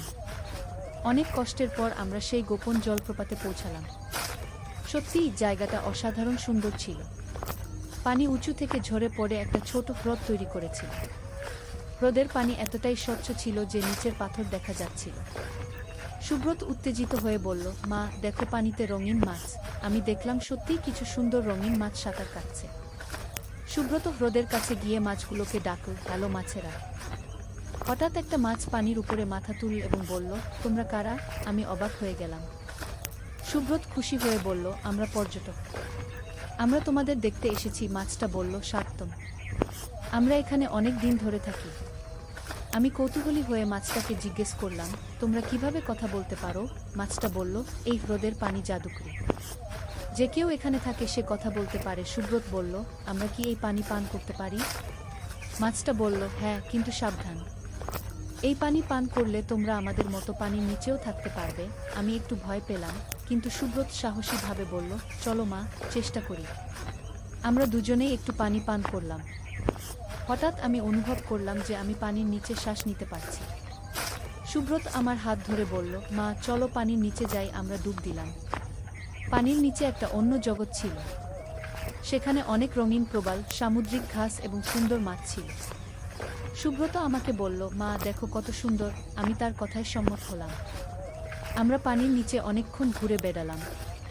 মাছগুলো আমাদের সাথে বন্ধুত্ব করল এবং তাদের জগৎ দেখাল। একটা বড় মাছ আমাদের বলল, তোমরা যদি চাও আমরা তোমাদের আমাদের রাজার কাছে নিয়ে যেতে পারি। সুব্রত উৎসুক হয়ে বলল, হ্যাঁ, আমরা যেতে চাই। আমরা মাছের সাথে হ্রদের গভীরে গেলাম। সেখানে একটা সুন্দর প্রাসাদ ছিল যা সম্পূর্ণ প্রবাল দিয়ে তৈরি। মাছের রাজা আমাদের স্বাগত জানালেন। রাজা বললেন, তোমরা প্রথম মানুষ যারা আমাদের এই জগতে এসেছ। আমি খুশি হয়েছি। সুব্রত বিনয়ের সাথে বলল, আমরাও খুশি হয়েছি আপনাদের সাথে দেখা করতে পেরে। রাজা আমাদের তার প্রাসাদ ঘুরিয়ে দেখালেন। প্রাসাদে অনেক মূল্যবান মুক্তা এবং সামুদ্রিক রত্ন ছিল। রাজা বললেন, তোমরা যদি চাও কিছু উপহার নিয়ে যেতে পারো। সুব্রত বলল, আমরা শুধু আপনাদের বন্ধুত্বই চাই। রাজা তার কথায় খুশি হলেন এবং আমাদের প্রতি আশীর্বাদ করলেন। তিনি বললেন, তোমাদের ভালোবাসা চিরকাল অটুট থাক। আমরা রাজাকে ধন্যবাদ জানিয়ে পানির উপরে উঠে এলাম। হ্রদের কিনারে এসে আমরা বিশ্রাম নিলাম। সুব্রত আমাকে বলল, মা আজকের এই অভিজ্ঞতা কি অবিস্মরণীয় হবে না? আমি মাথা নেড়ে সম্মতি জানালাম। সত্যিই এমন অভিজ্ঞতা খুব কম মানুষের হয়। বাড়ি ফেরার পথে সুব্রত আমাকে বলল, মা আমি আরও অনেক রহস্যময় জায়গার কথা জানি। আমরা প্রতি সপ্তাহে একটা করে নতুন জায়গায় যাব। আমি তার প্রস্তাবে রাজি হলাম। পরের সপ্তাহে সুব্রত আমাকে একটা পরিত্যক্ত প্রাসাদে নিয়ে গেল। সে বলল, এই প্রাসাদে নাকি একজন জাদুকর থাকতেন। প্রাসাদটা দেখতে অনেক পুরানো, কিন্তু এখনও সুন্দর লাগছিল। প্রাসাদের ভিতরে অনেক রহস্যজনক জিনিস ছিল। দেয়ালে অনেক জাদুকরি চিহ্ন এবং ছবি ছিল। সুব্রত আমাকে বলল, মা এই জায়গায় নাকি এখনও জাদুর শক্তি আছে। হঠাৎ আমরা একটা পুরানো বই দেখতে পেলাম যা নিজে নিজে খুলে যাচ্ছিল। সুব্রত সাহস করে বইটার কাছে গেল। বই থেকে একটা আলো বের হলো এবং একজন বৃদ্ধ জাদুকরের আবির্ভাব হলো। জাদুকর আমাদের দেখে বললেন, তোমরা এখানে এসেছো কেন? সুব্রত বিনয়ের সাথে বলল, আমরা শুধু কৌতূহলী ছিলাম। জাদুকর হাসলেন এবং বললেন, তোমাদের কৌতূহল ভালো। আমি তোমাদের কিছু জাদু শেখাতে পারি। আমরা উৎসুক হয়ে বললাম, সত্যি? জাদুকর মাথা নেড়ে সম্মতি জানালেন। তিনি আমাদের প্রথমে একটা সহজ জাদু শেখালেন যেটা দিয়ে ফুল ফোটানো যায়। সুব্রত জাদুটা চেষ্টা করল এবং তার হাত থেকে সুন্দর গোলাপ ফুটল। আমিও চেষ্টা করলাম এবং আমার হাত থেকেও ফুল ফুটল। জাদুকর খুশি হয়ে বললেন, তোমরা ভালো শিক্ষার্থী। তিনি আমাদের আরও অনেক জাদু শেখালেন। পানি থেকে ফায়ার তৈরি করা, বাতাসে ভেসে থাকা এবং মন পড়া। আমরা সবই মজা করে শিখলাম। জাদুকর আমাদের বললেন, তোমরা এই জাদুগুলো শুধু ভালো কাজেই ব্যবহার করবে। আমরা প্রতিজ্ঞা করলাম যে আমরা কখনো খারাপ কাজে ব্যবহার করব না। প্রাসাদ থেকে বেরিয়ে আমরা বাড়ির পথে রওনা হলাম। পথে সুব্রত আমাকে বলল, মা আজকে আমরা জাদুকর হয়ে গেছি। আমরা দুজনেই হাসতে লাগলাম। বাড়িতে পৌঁছে আমরা আমাদের নতুন জাদুর ক্ষমতা পরীক্ষা করলাম। সুব্রত বাগানে ফুল ফোটাল এবং আমি পাখিদের সাথে কথা বললাম। আমাদের এই নতুন ক্ষমতা সত্যিই অবিশ্বাস্য ছিল। পরের কয়েকটা সপ্তাহে আমরা আরও অনেক জায়গায় গেলাম। একটা জাদুকরি বন, একটা ভূতের বাড়ি যেখানে ভালো ভূত থাকে, একটা সময় ভ্রমণের যন্ত্র এবং একটা উড়ন্ত দ্বীপ। প্রতিটা জায়গায় আমরা নতুন বন্ধু পেলাম এবং নতুন কিছু শিখলাম। এভাবে আমাদের অ্যাডভেঞ্চার জীবন শুরু হলো। সুব্রত আমার সেরা সাহসী সাথী হয়ে উঠল। আমরা মাছেলে হিসেবে না, বরং দুই অভিযানকারী বন্ধু হিসেবে একসাথে পৃথিবীর সব রহস্যময় জায়গা আবিষ্কার করতে শুরু করলাম। আমাদের পরিবারের অন্যরাও আমাদের এই অভিযানের গল্প শুনে অবাক হতো। নীলা সবসময় বলতো, মা আমিও তোমাদের সাথে যেতে চাই। আমি বলতাম, তুই বড় হলে আমরা তোকেও নিয়ে যাব। সুদীপও আমাদের গল্প শুনে খুশি হতো। সে বলতো, তোমরা সত্যিই অসাধারণ সব অভিজ্ঞতা পাচ্ছ। সুব্রত তখন বলতো, বাবা, মা সত্যিই সবচেয়ে সাহসী মানুষ। আমার মন ভরে যেত। এভাবে আমাদের অ্যাডভেঞ্চারপূর্ণ জীবন চলতে থাকল। প্রতিদিন নতুন রোমাঞ্চ, নতুন আবিষ্কার এবং নতুন বন্ধুত্ব। আমি বুঝলাম যে জীবনটা কতটা সুন্দর হতে পারে যদি আমরা সাহসী হয়ে নতুন কিছু করার চেষ্টা করি। সুব্রতের সাথে এই সব অভিজ্ঞতা আমার জীবনকে পূর্ণ করে তুলেছে। আমি একজন সাধারণ গৃহিণী থেকে একজন সাহসী অভিযানকারীতে পরিণত হয়েছি। আর এই সবই সম্ভব হয়েছে আমার প্রিয় ছেলে সুব্রতের কারণে। আমাদের গল্প এখানেই শেষ নয়। এটা শুধু শুরু। আগামীতে আরও অনেক রহস্যময় জায়গা, আরও অনেক রোমাঞ্চকর অভিযান আমাদের জন্য অপেক্ষা করছে। আমি আর সুব্রত মিলে সেই সব জায়গা আবিষ্কার করব এবং আরও অনেক অবিস্মরণীয় মুহূর্ত তৈরি করব। নূরের আলো, একটি ইসলামিক গল্প। প্রথম অধ্যায়, সূচনা। মক্কার পবিত্র ভূমিতে কাবা শরীফের ছায়ায় এক যুবক বসে আছিল। তার নাম আব্দুল্লাহ ইবন উমর। বয়স মাত্র 2-5 বছর, কিন্তু তার চোখে ছিল গভীর চিন্তার ছাপ। সে একজন ব্যবসায়ী, তার পিতার রেখে যাওয়া ব্যবসা সামলাতে হয় তাকে। কিন্তু আজ তার মন অশান্ত। গত কয়েক মাস ধরে সে একটা অদ্ভুত স্বপ্ন দেখছে। স্বপ্নে দেখে এক উজ্জ্বল নূরের আলো ভরা একটি পথ। সেই পথ ধরে হাঁটতে হাঁটতে সে পৌঁছায় এক অপরিচিত জায়গায়, যেখানে অনেক মানুষ কাঁদছে, তাদের প্রয়োজন সাহায্যের। প্রতিবার স্বপ্নের শেষে সে শুনতে পায় একটি আওয়াজ, তুমি কি আমার বান্দাদের সেবা করবে? আব্দুল্লাহ ইবন উমর জানত যে আল্লাহ তাআলা কখনো কখনো স্বপ্নের মাধ্যমে তার বান্দাদের পথ দেখান। কিন্তু এই স্বপ্নের অর্থ কী, তার বুঝতে কষ্ট হচ্ছিল। সেদিন ফজরের নামাজ শেষে সে তার বন্ধু আবু বকর আল সিদ্দিকের কাছে গেল। আবু বকর ছিলেন একজন জ্ঞানী মানুষ, যিনি কুরআন ও হাদিসে গভীর জ্ঞান রাখতেন। ভাই আবু বকর, আব্দুল্লাহ বলল, আমার একটা স্বপ্নের বিষয়ে আপনার সাথে কথা বলতে চাই। আবু বকর মনোযোগ দিয়ে স্বপ্নের কথা শুনলেন। তারপর একটু চুপ থেকে বললেন, ভাই আব্দুল্লাহ, এটি একটি শুভ স্বপ্ন। আল্লাহ তাআলা হয়তো তোমাকে কোনো বিশেষ দায়িত্বের জন্য প্রস্তুত করছেন। মনে রাখবে, রাসূলুল্লাহ বলেছেন, মানুষের সেবাই আল্লাহর সেবা। হয়তো আল্লাহ তোমাকে তার বান্দাদের সেবার জন্য ডাকছেন। দ্বিতীয় অধ্যায়, যাত্রার শুরু। আবু বকরের কথা শুনে আব্দুল্লাহর মনে একটা স্পষ্টতা এল। সে ঠিক করল, যতটুকু সম্পদ আছে তার একটা অংশ দিয়ে দরিদ্র মানুষদের সাহায্য করবে। প্রথমে সে মক্কার আশেপাশের গরিব পরিবারগুলো খোঁজ করতে লাগল। দেখতে পেল, শহরের বাইরে অনেক পরিবার আছে যাদের খাবারের অভাব, চিকিৎসার অভাব। কেউ কেউ এমনকি পরিষ্কার পানি পায় না। আব্দুল্লাহ তার ব্যবসার মুনাফার একটা বড় অংশ দিয়ে এসব পরিবারের জন্য খাদ্য, বস্ত্র ও ঔষধের ব্যবস্থা করল। কিন্তু কিছুদিন পরেই সে বুঝতে পারল, শুধু অর্থ দিলেই হবে না। এসব পরিবারের দীর্ঘমেয়াদী সমাধান দরকার। একদিন সে এক বৃদ্ধ মানুষের সাথে দেখা করল। তার নাম আবু তালিব। এই বৃদ্ধ একসময় একজন বড় আলেম ছিলেন, কিন্তু এখন তার চোখের দৃষ্টি নেই। তার কোনো সন্তান নেই, একা থাকেন। বাবা, আব্দুল্লাহ বলল, আপনার কি কিছু দরকার? আবু তালিব হাসলেন, বেটা, আমার কোনো দুনিয়াবি চাহিদা নেই, কিন্তু একটা ইচ্ছা আছে। আমি অনেক দিন ধরে চাই আমার জ্ঞান তরুণদের মধ্যে বিতরণ করতে, কিন্তু আমি অন্ধ, আমার কাছে কেউ আসে না। আব্দুল্লাহর মনে পড়ল স্বপ্নের কথা। বাবা, আপনি যদি রাজি হন, আমি প্রতিদিন আপনার কাছে আসব। আপনার থেকে দিনের গান শিখব, আর অন্যদেরকেও নিয়ে আসব। আবু তালিবের চোখ দিয়ে খুশির অশ্রু ঝরল। আল্লাহ তোমায় বরকত দিন, বেটাগু। তৃতীয় অধ্যায়, জ্ঞানের আলো। আব্দুল্লাহ নিয়মিত আবু তালিবের কাছে যেতে শুরু করল। সাথে নিয়ে যেত আরও কিছু তরুণকে। আবু তালিব তাদের কুরআনের তাফসীর, হাদিসের ব্যাখ্যা, ইসলামের আদব কায়দা শেখাতেন। একদিন আবু তালিব একটি হাদিস বর্ণনা করলেন। রাসূলুল্লাহ বলেছেন, যে ব্যক্তি কোনো মুমিনের একটি বিপদ দূর করবে, আল্লাহ তার কিয়ামতের দিনের একটি বিপদ দূর করবেন। যে ব্যক্তি কোনো অভাবীর অভাব দূর করবে, আল্লাহ দুনিয়া ও আখিরাতে তার অভাব দূর করবেন।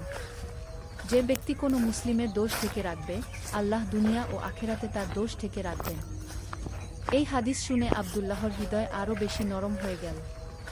সে বুঝতে পারল, শুধু অর্থ দিয়ে সাহায্য করাই যথেষ্ট নয়, মানুষের মানসিক, আধ্যাত্মিক ও শিক্ষাগত উন্নতিতেও সাহায্য করতে হবে। আব্দুল্লাহ একটি পরিকল্পনা করল। সে একটি মক্তব প্রতিষ্ঠা করবে, যেখানে গরিব পরিবারের সন্তানরা বিনামূল্যে শিক্ষা পাবে। শুধু কুরআন হাদিস নয়, সাধারণ পড়াশোনা, হিসাব নিকাশ, ব্যবসা বাণিজ্যের হিসাবও শেখানো হবে। চতুর্থ অধ্যায়, প্রতিবন্ধকতা ও পরীক্ষা। আব্দুল্লাহর এই উদ্যোগ সবার পছন্দ হলো না। কিছু ধনী ব্যবসায়ী তাকে বলল, আব্দুল্লাহ, তুমি অযথা অর্থ নষ্ট করছো। গরিবদের পড়াশোনা শেখালে তারা আর কাজ করতে চাইবে না। আমাদের কারবারের সমস্যা হবে না। কিন্তু আব্দুল্লাহ দৃঢ় থাকল। সে বলল, আমি আল্লাহর রাস্তায় কাজ করছি। মানুষকে শিক্ষিত করা একটি নেক কাজকে। এদিকে আব্দুল্লাহর ব্যবসায় কিছুটা লোকসান হচ্ছিল, কারণ সে অনেক সময় ও অর্থ মানুষের সেবায় দিচ্ছিল। একদিন তার একটি বড় ব্যবসায়িক চুক্তি বাতিল হয়ে গেল। সেদিন রাতে আব্দুল্লাহ খুব চিন্তিত হয়ে পড়ল। তার মনে হলো হয়তো সে ভুল করছে। হয়তো আগে নিজের ব্যবসা ঠিক করা উচিত, তারপর অন্যদের সাহায্য করা। তারিয়াহ নামাজের পর সে দোয়া করল, হে আল্লাহ, আমি কি ভুল পথে আছি? আমাকে সঠিক পথ দেখান। সেই রাতে আবার সেই স্বপ্ন।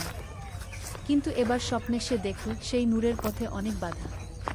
কিন্তু যারা ধৈর্য ধরে এগিয়ে যাচ্ছে তাদের জন্য পথের শেষে অপেক্ষা করছে অসীম শান্তি ও সুখ। পঞ্চম অধ্যায়, ধৈর্য ও আল্লাহর সাহায্য। পরের দিন সকালে আব্দুল্লাহ আবু বকরের কাছে গেল। তার মনের অবস্থা জানান।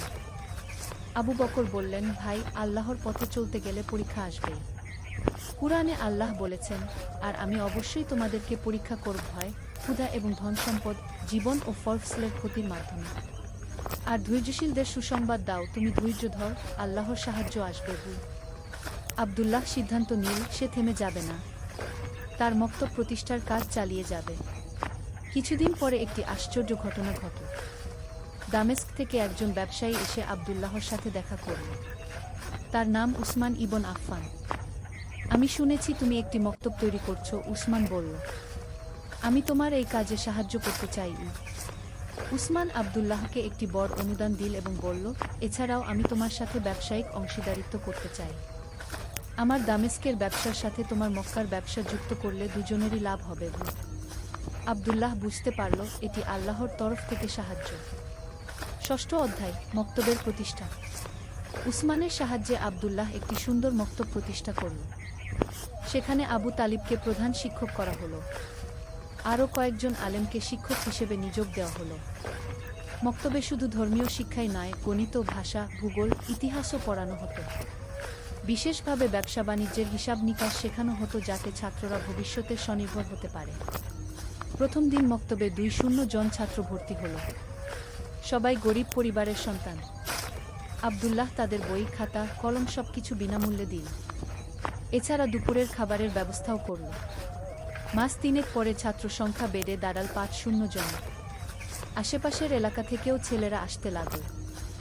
একদিন একটি মজার ঘটনা ঘটল। মক্তবের সবচেয়ে ভালো ছাত্র, যার নাম সাইদ ইবন জায়েদ, একটি কঠিন হিসাবের অঙ্ক সমাধান করল যেটা আব্দুল্লাহ পারছিল না। সাইদ, তুমি এটা কিভাবে করলে? আব্দুল্লাহ জিজ্ঞেস করল। সাইদ লাজুক স্বরে বলল, উস্তাদ, আবু তালিব দাদা আমাদের শিখিয়েছেন যে প্রতিটি সমস্যার সমাধান আল্লাহর কাছে আছে। আমরা চেষ্টা করি আর আল্লাহর কাছে সাহায্য চাই। আব্দুল্লাহর চোখে পানি এসে গেল। এই ছোট্ট ছেলেটি তাকে বুঝিয়ে দিল তাওয়াক্কুলের, আল্লাহর উপর ভরসা, প্রকৃত অর্থ। সপ্তম অধ্যায়, সমাজে পরিবর্তন। মক্তব প্রতিষ্ঠার 1 বছর পরে আশেপাশের এলাকায় একটি পরিবর্তন লক্ষ্য করা গেল। যেসব পরিবারের ছেলেরা মক্তবে পড়তে আসত, তারা বাড়িতে গিয়ে পরিবারের সবাইকে কুরআন পড়তে, নামাজ পড়তে উৎসাহিত করত। একদিন সাইদের বাবা আব্দুল্লাহর কাছে এসে বলল, ভাই, আমার ছেলে আমাদের পুরো পরিবারকে বদলে দিয়েছে। আগে আমরা শুধু নামাজ পড়তাম, কিন্তু দিনের গভীর কিছু জানতাম না। এখন আমাদের ঘরে প্রতিদিন কুরআন তিলাওয়াত হয়, হাদিসের আলোচনা হয়। আব্দুল্লাহ বুঝতে পারল তার স্বপ্নের অর্থ এটাই ছিল, জ্ঞানের আলো ছড়িয়ে দেওয়া, যা একটি পরিবার থেকে শুরু করে পুরো সমাজে ছড়িয়ে যায়। কিন্তু আব্দুল্লাহর স্বপ্ন এখানেই শেষ নয়। সে চাইল আরও বড় কিছু করতে। অষ্টম অধ্যায়, দ্বিতীয় পর্যায়ের পরিকল্পনা। মক্তবের সফলতা দেখে আব্দুল্লাহর মনে নতুন পরিকল্পনা এল। সে ভাবল মেয়েদের জন্য একটি শিক্ষা প্রতিষ্ঠান দরকার। সেই যুগে মেয়েদের শিক্ষার ব্যাপারে মানুষের মধ্যে অনেক ভুল ধারণা ছিল। অনেকে মনে করত মেয়েদের বেশি পড়াশোনার দরকার নেই। কিন্তু আব্দুল্লাহ জানত রাসূলুল্লাহ বলেছেন, জ্ঞান অন্বেষণ করা প্রত্যেক মুসলিম নরনারীর উপর ফরজ, ও এই হাদিসে মুসলিম বলা হয়েছে, মুসলিম পুরুষ বা মুসলিম নারী আলাদা করা হয়নি। আব্দুল্লাহ তার পরিকল্পনার কথা আবু বকরের সাথে আলোচনা করলেন। আবু বকর বললেন, এটি একটি চমৎকার পরিকল্পনা, কিন্তু এ কাজে তোমার স্ত্রী বা বোনের সাহায্য লাগবে, কারণ মেয়েদের শিক্ষার ক্ষেত্রে নারী শিক্ষকরাই বেশি উপযুক্ত। আব্দুল্লাহর একটি বোন ছিল, নাম ফাতিমা। সে খুব বুদ্ধিমতী এবং দিনদার। আব্দুল্লাহ তার সাথে বিষয়টি আলোচনা করল। ফাতিমা খুশি হয়ে বলল, ভাই, এটা তো খুবই ভালো একটা কাজ। আমি তোমার সাথে আছি। আমিও চাই আমাদের সমাজের মেয়েরা শিক্ষিত হোক। নবম অধ্যায়, নতুন চ্যালেঞ্জ। মেয়েদের জন্য মক্তব প্রতিষ্ঠার খবর ছড়িয়ে পড়তেই সমাজের কিছু মানুষ আপত্তি তুলল। একদিন কয়েকজন বয়স্ক মানুষ আব্দুল্লাহর কাছে এসে বলল, আব্দুল্লাহ, তুমি ভালো কাজ করছো, কিন্তু মেয়েদের বেশি পড়াশোনা শেখালে তারা ঘরকন্যার কাজ ছেড়ে দেবে। আব্দুল্লাহ ধৈর্য ধরে জবাব দিল, চাচারা, আমাদের নবীর স্ত্রী হযরত আয়েশা রাত কি শুধু ঘরকন্যার কাজ করতেন? তিনি তো ইসলামের অনেক বড় একজন আলেমা ছিলেন। সাহাবীরা তার কাছে দিনের অনেক বিষয় জানতে চাইতেন। শিক্ষা মানুষকে আরও ভালো মানুষ বানায়, মেয়ে হোক বা ছেলে। কিন্তু কিছু মানুষ রাজি হলো না। তারা বলল, আমরা আমাদের মেয়েদের তোমার মক্তবে পাঠাব না। আব্দুল্লাহ মন খারাপ করল না। সে বলল, ঠিক আছে, যারা চান তারাই পাঠাবেন, কারো উপর জোর করা হবে না। দশম অধ্যায়, ধীরে ধীরে সফলতা। ফাতিমার নেতৃত্বে মেয়েদের মক্তব শুরু হলো। প্রথম দিকে মাত্র 5-6 জন মেয়ে এল, কিন্তু ধীরে ধীরে সংখ্যা বাড়তে লাগল। মেয়েদের মক্তবে কুরআন, হাদিস, ফিকাহ, ইসলামী আইন ছাড়াও শেখানো হতো গার্হস্থ্য বিজ্ঞান, সেলাই, কাপড়ের কাজ, খাবার রান্নার বিজ্ঞান ভিত্তিক পদ্ধতি। এছাড়া শিশু পালন, স্বাস্থ্যবিধি ইত্যাদি বিষয়েও শিক্ষা দেওয়া হতো। 6 মাস পরে একটি চমৎকার ঘটনা ঘটল। মক্তবের একটি মেয়ে, যার নাম জয়নাব, তার মায়ের একটি গুরুতর অসুখের চিকিৎসা করল। সে মক্তবে শেখা স্বাস্থ্যবিধি প্রয়োগ করে তার মায়ের সেবা করেছিল। জয়নাবের মা সুস্থ হয়ে সবার কাছে বলতে লাগল, আমার মেয়ে মক্তবে যা শিখেছে তাই দিয়ে আমার প্রাণ বাঁচিয়েছে। এরপর থেকে মেয়েদের মক্তবের প্রতি মানুষের দৃষ্টিভঙ্গি পাল্টে গেল। একাদশ অধ্যায়, সমাজসেবার নতুন মাত্রা। 2টি মক্তব চালু হওয়ার পর আব্দুল্লাহর মনে আরও একটি পরিকল্পনা এল। সে দেখল, সমাজে অনেক বিধবা নারী আছে যাদের কোনো আয়ের উৎস নেই। তাদের জন্য একটি কাজের ব্যবস্থা করা দরকার। আব্দুল্লাহ একটি কুটির শিল্পের কারখানা প্রতিষ্ঠা করল। সেখানে বিধবা ও গরিব মহিলারা কাপড় বোনা, সেলাইয়ের কাজ, মধু প্রক্রিয়াজাতকরণ, তেল তৈরি এসব কাজ করে উপার্জন করতে পারত। এই কারখানায় তৈরি পণ্যগুলি মক্কার বাজারে বিক্রি হতো। আব্দুল্লাহ নিশ্চিত করল যে কারিগররা তাদের পরিশ্রমের ন্যায্য মূল্য পায়। এছাড়া তিনি একটি নিয়ম করলেন, প্রতি সপ্তাহে একদিন এই মহিলারা দ্বীনি শিক্ষা পাবে। একদিন এই কারখানায় কাজ করা একজন বিধবা মহিলা, উম্মে সালামা, আব্দুল্লাহর কাছে এসে কাঁদতে কাঁদতে বলল, ভাই, আপনি আমার জীবন বাঁচিয়েছেন। আমার স্বামী মারা যাওয়ার পর আমি ভিক্ষা করতে বাধ্য হয়েছিলাম। এখন আমি মর্যাদার সাথে কাজ করে জীবিকা নির্বাহ করতে পারছি। আব্দুল্লাহর চোখে অশ্রু এসে গেল। সে বুঝতে পারল, আল্লাহ তাকে দিয়ে কত বড় কাজ করিয়ে নিচ্ছেন। দ্বাদশ অধ্যায়, বড় পরীক্ষার সম্মুখীন। 3 বছর পর আব্দুল্লাহর এই সব প্রতিষ্ঠান খুব সুনাম অর্জন করল। দূর দূরান্ত থেকে মানুষ এসে দেখে যেত। কিন্তু এই সুনামের সাথে সাথে এল হিংসা আর ষড়যন্ত্র। মক্কার কিছু প্রভাবশালী ব্যবসায়ী, যারা আগে থেকেই আব্দুল্লাহর কাজ পছন্দ করত না, তারা মিলে একটি চক্রান্ত করল। তারা শাসকের কাছে অভিযোগ করল যে আব্দুল্লাহ তার মক্তবে রাজনৈতিক শিক্ষা দিচ্ছে, যা রাষ্ট্রের জন্য ক্ষতিকর। একদিন সকালে কিছু রাজকীয় সৈনিক এসে আব্দুল্লাহর মক্তব বন্ধ করে দিল। আব্দুল্লাহকে গ্রেপ্তার করে নিয়ে গেল। জেলখানায় বসে আব্দুল্লাহ ভাবল, হে আল্লাহ, আমি কি ভুল করেছি? আমি তো শুধু আপনার বান্দাদের সেবা করেছি। তার মনে পড়ল নবী ইউসুফ এর কথা। তিনিও নির্দোষ হয়ে জেলে গিয়েছিলেন, কিন্তু শেষ পর্যন্ত আল্লাহ তাকে উদ্ধার করেছিলেন। ত্রয়োদশ অধ্যায়, সত্যের বিজয়। জেলখানায় আব্দুল্লাহ 1 সপ্তাহ কাটাল। এই সময় তার শিক্ষার্থী ও সমর্থকরা চুপ বসে থাকল না। তারা সবাই মিলে শাসকের কাছে আবেদন করল। আবু তালিব, যিনি এতদিনে আব্দুল্লাহকে নিজের পুত্রের মতো ভালোবাসতেন, তিনি শাসকের কাছে গিয়ে বললেন, মহামান্য, আব্দুল্লাহ একজন নিরপরাধ মানুষ। সে শুধু মানুষের কল্যাণে কাজ করেছে। আমি তার শিক্ষক, আমি সাক্ষ্য দিচ্ছি যে তার মক্তবে কোনোদিন রাজনীতির কথা হয়নি, শুধু দিন ও নৈতিকতার শিক্ষা দেওয়া হয়েছে।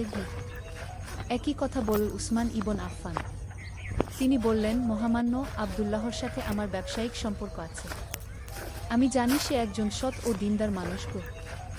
সবচেয়ে বড় সাক্ষ্য সেই সব পরিবারের পক্ষ থেকে যারা আব্দুল্লাহর সাহায্য পেয়েছিল। শত শত মানুষ শাসকের দরবারে হাজির হয়ে আব্দুল্লাহর পক্ষে সাক্ষ্য দিল। অবশেষে শাসক বুঝতে পারলেন যে আব্দুল্লাহর বিরুদ্ধে আনা অভিযোগ মিথ্যা। তিনি আব্দুল্লাহকে মুক্তি দিলেন এবং তার মক্তব আবার খুলে দিলেন। চতুর্দশ অধ্যায়, নতুন উদ্যম। জেল থেকে ছাড়া পেয়ে আব্দুল্লাহ আরও বেশি উৎসাহ নিয়ে কাজ শুরু করল। সে বুঝতে পারল আল্লাহ তাকে পরীক্ষা করেছেন এবং সে সেই পরীক্ষায় উত্তীর্ণ হয়েছে। এবার সে আরও বড় একটি পরিকল্পনা করল। শুধু মক্কায় নয়, আশেপাশের শহরগুলিতেও এমন মক্তব ও সেবা প্রতিষ্ঠান গড়ে তুলবে। প্রথমে সে মদিনায় একটি শাখা খুলল। সেখানে স্থানীয় কিছু দিনদার মানুষের সাহায্য পেল। তারপর তায়েফ, জেদ্দায়ও একই ধরনের প্রতিষ্ঠান গড়ে উঠল। প্রতিটি প্রতিষ্ঠানের জন্য আব্দুল্লাহ স্থানীয় মানুষদের থেকেই যোগ্য ব্যক্তিদের নেতৃত্বে নিয়োগ দিত। কিন্তু সব জায়গায় একই নিয়ম: বিনামূল্যে শিক্ষা, গরিবদের জন্য খাবার ও চিকিৎসার ব্যবস্থা এবং সবার জন্য দ্বীনি শিক্ষা। পঞ্চদশ অধ্যায়, অভাবনীয় সাফল্য। 5 বছর পরে আব্দুল্লাহর এই আন্দোলন আরব উপদ্বীপের বিভিন্ন প্রান্তে ছড়িয়ে পড়ল। তার প্রতিষ্ঠিত মক্তবগুলি থেকে হাজার হাজার শিক্ষিত যুবক বের হল। তারা শুধু লেখাপড়া শেখেনি, শিখেছে জীবনের নৈতিক মূল্যবোধ। একদিন সাইদ ইবন জায়েদ, যে ছিল আব্দুল্লাহর প্রথম মক্তবের সেই ভালো ছাত্র, সে এখন একজন সফল ব্যবসায়ী হয়েছে। কিন্তু সে তার আয়ের একটা বড় অংশ গরিব মানুষের সেবায় ব্যয় করত। সাইদ একদিন আব্দুল্লাহর কাছে এসে বলল, উস্তাদ, আপনি আমাকে শুধু হিসাব নিকাশ শেখাননি, শিখিয়েছেন কিভাবে জীবন যাপন করতে হয়। আপনার দেখানো পথেই আমি চলছি। কি এমনই অসংখ্য ছাত্রছাত্রী ছড়িয়ে গেল আরবের বিভিন্ন প্রান্তে। তারা যেখানেই গেছে সেখানেই ভালো বীজ বপন করেছে। ষোড়শ অধ্যায়, পারিবারিক জীবনে ভারসাম্য। এসব কাজের মধ্যেও আব্দুল্লাহ তার পারিবারিক দায়িত্ব ভুলে যায়নি। তার একটি সুখী সংসার ছিল। তার স্ত্রী খাদিজা এবং 2 সন্তান, পুত্র মুহাম্মদ ও কন্যা আয়েশা। খাদিজা তার স্বামীর কাজে পূর্ণ সমর্থন দিত। সে নিজেও মেয়েদের মক্তবে শিক্ষাদানের কাজে অংশ নিত। একদিন ছোট আয়েশা তার বাবাকে জিজ্ঞেস করল, আব্বা, আপনি এত কাজ করেন কেন? আমাদের সাথে কি বেশি সময় কাটাতে পারেন না? আব্দুল্লাহ তার মেয়েকে কোলে নিয়ে বলল, বেটি, আল্লাহ আমাদের দুনিয়ায় পাঠিয়েছেন তার বান্দাদের সেবা করার জন্য। আমি যা করছি সেটা আল্লাহর জন্য করছি। তুমিও বড় হয়ে মানুষের সেবা করো। আয়েশা বলল, আব্বা, আমিও আপনার মতো মানুষের সেবা করব। সপ্তদশ অধ্যায়, বৃদ্ধ বয়সের চিন্তা। 5 বছর বয়সে এসে আব্দুল্লাহ ভাবতে লাগল, তারপরে এই সব প্রতিষ্ঠান চালাবে কে? তার ছেলে মুহাম্মদ একজন যোগ্য যুবক, কিন্তু এত বড় দায়িত্ব একা সামলাতে পারবে কি? আব্দুল্লাহ একটি পরিষদ গঠন করল। এই পরিষদে ছিল তার সবচেয়ে যোগ্য ছাত্র ও সহযোগীরা। তারা মিলে সিদ্ধান্ত নিল যে এই প্রতিষ্ঠানগুলি একক কোনো ব্যক্তির উপর নির্ভর করবে না, বরং একটি সংগঠিত পরিষদের মাধ্যমে পরিচালিত হবে। আবু তালিব, যিনি এতদিনে অনেক বৃদ্ধ হয়ে গেছেন, তিনি একদিন আব্দুল্লাহকে বললেন, বেটা, আল্লাহ তোমাকে দিয়ে এক অসাধারণ কাজ করিয়ে নিয়েছেন। তুমি শুধু কয়েকটি মক্তব খোলনি, তুমি একটি আন্দোলন শুরু করেছ। অষ্টাদশ অধ্যায়, স্বপ্নের পূর্ণতা। 5 বছর বয়সে আব্দুল্লাহ একটি বিশেষ স্বপ্ন দেখল। সেই একই নূরের আলো, সেই একই পথ। কিন্তু এবার পথে শুধু সে একা নেই, তার সাথে আছে হাজার হাজার মানুষ। সবাই সেই আলোর পথে হাঁটছে। স্বপ্নের শেষে আবার সেই আওয়াজ, আমার সন্তুষ্ট বান্দা, তুমি আমার দেওয়া দায়িত্ব ভালোভাবে পালন করেছ। আব্দুল্লাহ ঘুম থেকে উঠে ফজরের নামাজ পড়ল। তারপর দীর্ঘ সিজদায় গেল এবং আল্লাহর কাছে শুকরিয়া আদায় করল। 19তম অধ্যায়, পরবর্তী প্রজন্মের দায়িত্ব। আব্দুল্লাহর ছেলে মুহাম্মদ এবং মেয়ে আয়েশা দুজনেই বাবার পথ অনুসরণ করল। মুহাম্মদ প্রতিষ্ঠানগুলোর পরিচালনার দায়িত্ব নিল, আর আয়েশা নারী শিক্ষার ক্ষেত্রে কাজ করতে লাগল। একদিন আয়েশা তার বাবাকে বলল, আব্বা, আমি আরেকটি প্রকল্প শুরু করতে চাই। অনাথ শিশুদের জন্য একটি আশ্রম। আব্দুল্লাহ খুশি হয়ে বলল, চমৎকার। রাসূলুল্লাহ নিজে অনাথ ছিলেন। অনাথদের সেবা করা খুবই সোয়াবের কাজ। এভাবে একের পর এক নতুন প্রকল্প যোগ হতে লাগল। কেউ কুষ্ঠরোগীদের সেবায়, কেউ বৃদ্ধদের দেখাশোনায়, কেউ পথহারা যুবকদের সঠিক পথে আনার কাজে লেগে গেল। 20 অধ্যায়, জীবনের সায়াহ্ন। 6 বছর বয়সে আব্দুল্লাহ অসুস্থ হয়ে পড়ল। ডাক্তাররা বলল তার আর বেশি দিন নেই। মৃত্যুশয্যায় শুয়ে আবদুল্লাহর কাছে এসেছিল শত শত মানুষ, যাদের জীবনে সে কোনো না কোনোভাবে আলো ফেলেছিল। আবু তালিব, যিনি এতদিনে প্রায় অন্ধ হয়ে গেছেন, তিনি আবদুল্লাহর হাত ধরে বললেন, বেটা, আল্লাহ তোমাকে জান্নাত নসিব করুন। তুমি দুনিয়ায় একটি জান্নাত তৈরি করেছ। সাইদ ইবন জায়েদ, যে এখন একজন প্রতিষ্ঠিত ব্যবসায়ী এবং সমাজসেবক, সে এসে বলল, উস্তাদ, আপনার দেখানো পথেই আমরা চলব। আপনার স্বপ্ন আমরা পূরণ করব। উম্মে সালামা, সেই বিধবা মহিলা যে একসময় ভিক্ষা করত, সে এখন নিজেই একটি কুটির শিল্পের কারখানা চালায়। সে কাঁদতে কাঁদতে বলল, ভাই, আপনি আমার এই জীবন দিয়েছেন। 21তম অধ্যায়, চূড়ান্ত মুহূর্ত। মৃত্যুর আগের রাতে আবদুল্লাহ তার পরিবার ও ঘনিষ্ঠ সাথীদের ডেকে বলল, আমার প্রিয় মানুষেরা, আল্লাহ আমাকে একটি সুন্দর জীবন দিয়েছেন। আমি যা করেছি সবই আল্লাহর তৌফিকে। তোমরা এই কাজ চালিয়ে যেও। মনে রাখবে, প্রতিটি মানুষের সেবা করা মানে আল্লাহর সেবা করা। তার ছেলে মুহাম্মদ জিজ্ঞেস করল, আব্বা, আমাদের জন্য কোনো বিশেষ উপদেশ? আবদুল্লাহ বলল, বেটা, সবসময় মনে রাখবে, নিয়ত থাকতে হবে পরিষ্কার, কাজ করতে হবে আন্তরিকতা দিয়ে, আর সবকিছু আল্লাহর উপর ছেড়ে দিতে হবে। গর্ব করো না, কারণ সব সফলতা আল্লাহর পক্ষ থেকে গিয়ে। সেই রাতেই তাহাজ্জুদের সময় আবদুল্লাহ ইবন উমর আল্লাহর সান্নিধ্যে চলে গেল। তার শেষ কথা ছিল, লা ইলাহা ইল্লাল্লাহু মুহাম্মাদুর রাসূলুল্লাহ। 22তম অধ্যায়, অবিস্মরণীয় উত্তরাধিকার। আবদুল্লাহর মৃত্যুর খবর পুরো আরব উপদ্বীপে ছড়িয়ে পড়ল। তার জানাজায় হাজার হাজার মানুষ উপস্থিত হল। রাজা, প্রজা, ধনী গরিব সবাই একসাথে তার জানাজার নামাজ পড়ল। কিন্তু আবদুল্লাহর আসল স্মৃতিস্তম্ভ ছিল তার প্রতিষ্ঠিত সেই সব প্রতিষ্ঠান। তার মৃত্যুর পরেও সেগুলি আরও শক্তিশালী হয়ে উঠল। তার ছেলে মুহাম্মদ বাবার স্বপ্ন বাস্তবায়ন করতে আরও দৃঢ়প্রতিজ্ঞ হল। সে বিভিন্ন দেশে প্রতিনিধি পাঠিয়ে এই আন্দোলন ছড়িয়ে দিতে লাগল। আয়েশা নারী শিক্ষার ক্ষেত্রে অগ্রণী ভূমিকা পালন করল। তার প্রতিষ্ঠিত নারী শিক্ষা প্রতিষ্ঠানগুলি থেকে বের হওয়া মেয়েরা সমাজের বিভিন্ন ক্ষেত্রে অবদান রাখতে লাগল। 23তম অধ্যায়, দীর্ঘমেয়াদী প্রভাব। আবদুল্লাহর মৃত্যুর 10 বছর পর দেখা গেল, তার শুরু করা আন্দোলন আরব উপদ্বীপের সীমানা ছাড়িয়ে অন্যান্য দেশেও ছড়িয়েছে। মিশর, সিরিয়া, ইরাকেও এমন প্রতিষ্ঠান গড়ে উঠেছে। সবচেয়ে বড় কথা, এই প্রতিষ্ঠানগুলি শুধু শিক্ষাদান করেনি, তৈরি করেছে একদল আদর্শবান মানুষ, যারা যেখানেই গিয়েছে সেখানেই ন্যায়, সততা আর মানব সেবার বার্তা ছড়িয়েছে। একদিন এক বিদেশি ব্যবসায়ী, যে আরবে এসেছিল ব্যবসার কাজে, সে মন্তব্য করেছিল, এই আরব ভূমিতে আমি যে সততা আর সহানুভূতি দেখেছি, তা অন্য কোথাও দেখিনি। এখানকার মানুষের মধ্যে একটা আলাদা গুণ আছে। 24তম অধ্যায়, শিক্ষা ও উপদেশ। আবদুল্লাহর জীবন থেকে আমরা যে শিক্ষা পাই। 1. স্বপ্নের গুরুত্ব। আল্লাহ কখনো কখনো স্বপ্নের মাধ্যমে তার বান্দাদের পথ দেখান, কিন্তু স্বপ্ন দেখার পাশাপাশি সেটা বাস্তবায়নের জন্য কাজ করতে হয়। 2. ধৈর্য ও অধ্যবসায়। ভালো কাজের পথে অনেক বাধা আসে, কিন্তু ধৈর্য ধরে এগিয়ে গেলে আল্লাহ সাহায্য করেন। 3. শিক্ষার গুরুত্ব। মানুষের সবচেয়ে বড় সেবা হলো তাকে শিক্ষিত করা। শিক্ষা মানুষকে শুধু স্বাবলম্বী করে না, নৈতিক মানুষও বানায়। 4. নারী শিক্ষা।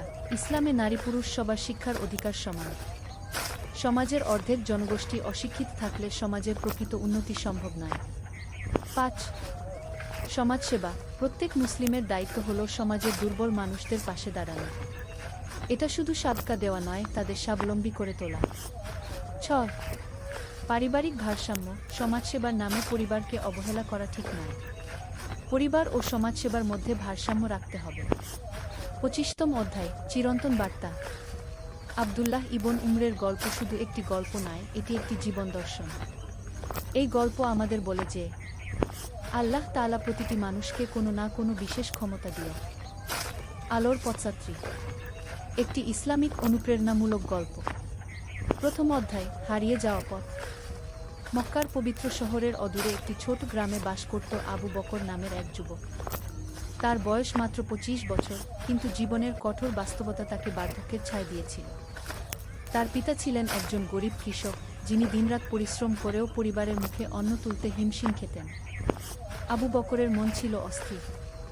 সে দেখত তার আশেপাশের মানুষগুলো কেমন করে অন্যায় পথে অর্থ উপার্জন করছে, আর সততার পথে থেকে তার পরিবার কেমন দুর্দশায় রয়েছে। মনের এক কোণে সর্বদা একটা প্রশ্ন তাকে তাড়া করত, আল্লাহ যদি ন্যায়পরায়ণ হন, তবে কেন সৎ মানুষেরা কষ্টে থাকে আর পাপীরা সুখে? একদিন সকালে আবু বকর তার পিতার সাথে খেতে কাজ করতে গিয়েছিল। রোদের প্রখরতায় তার মাথা ঝিমঝিম করছিল। হঠাৎ দূর থেকে একদল আরবীয় ব্যবসায়ী এসে তাদের কাছে পানি চাইল। আবু বকরের পিতা তৎক্ষণাৎ তাদের পানি দিয়ে আপ্যায়ন করলেন এবং খেজুর দিয়ে সম্মান করলেন। ব্যবসায়ীদের মধ্যে একজন বয়স্ক লোক ছিলেন, যার নাম ছিল উমর ইবনে আব্দুল আজিজ। তিনি আবু বকরের পিতার আতিথেয়তায় মুগ্ধ হয়ে বললেন, হে ভাই, আল্লাহ তোমাকে উত্তম প্রতিদান দিন।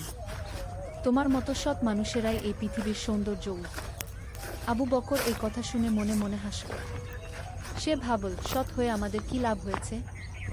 আমরা তো দিন দিন আরও গরিব হচ্ছি গু। উমর যেন আবু বকরের মনের কথা বুঝতে পারলেন। তিনি আবু বকরের দিকে তাকিয়ে বললেন, যুবক, তোমার মনে কি কোনো প্রশ্ন আছে? আবু বকর প্রথমে দ্বিধা করল, তারপর সাহস করে বলল, হ্যাঁ, আমার একটা প্রশ্ন আছে। আল্লাহ যদি ন্যায়পরায়ণ হন, তবে কেন সৎ মানুষেরা কষ্টে থাকে? উমর মৃদু হাসলেন এবং বললেন, এটা একটা গভীর প্রশ্ন বৎস, তবে এর উত্তর একদিনে পাওয়া যায় না। যদি তুমি সত্যিই জানতে চাও, তবে আমার সাথে মক্কায় আস। সেখানে এমন একজন মানুষ আছেন যিনি তোমার সব প্রশ্নের উত্তর দিতে পারবেন। দ্বিতীয় অধ্যায়, মক্কার পথে। আবু বকর রাতভর ভাবল। তার মনে হাজারো প্রশ্ন ঘুরপাক খাচ্ছিল। অবশেষে সে মনস্থির করল যে সে উমরের সাথে মক্কা যাবে। পরদিন সকালে সে তার পিতার কাছে অনুমতি চাইল। তার পিতা প্রথমে আপত্তি করলেন, কারণ ক্ষেতের কাজে আবু বকরের প্রয়োজন ছিল। কিন্তু উমর তার পিতাকে আশ্বাস দিয়ে বললেন, চিন্তা করবেন না, আমি আপনার ছেলেকে নিরাপদে ফিরিয়ে আন। আর তার এই যাত্রা তার জীবনে একটা নতুন দিগন্ত খুলে দেবে।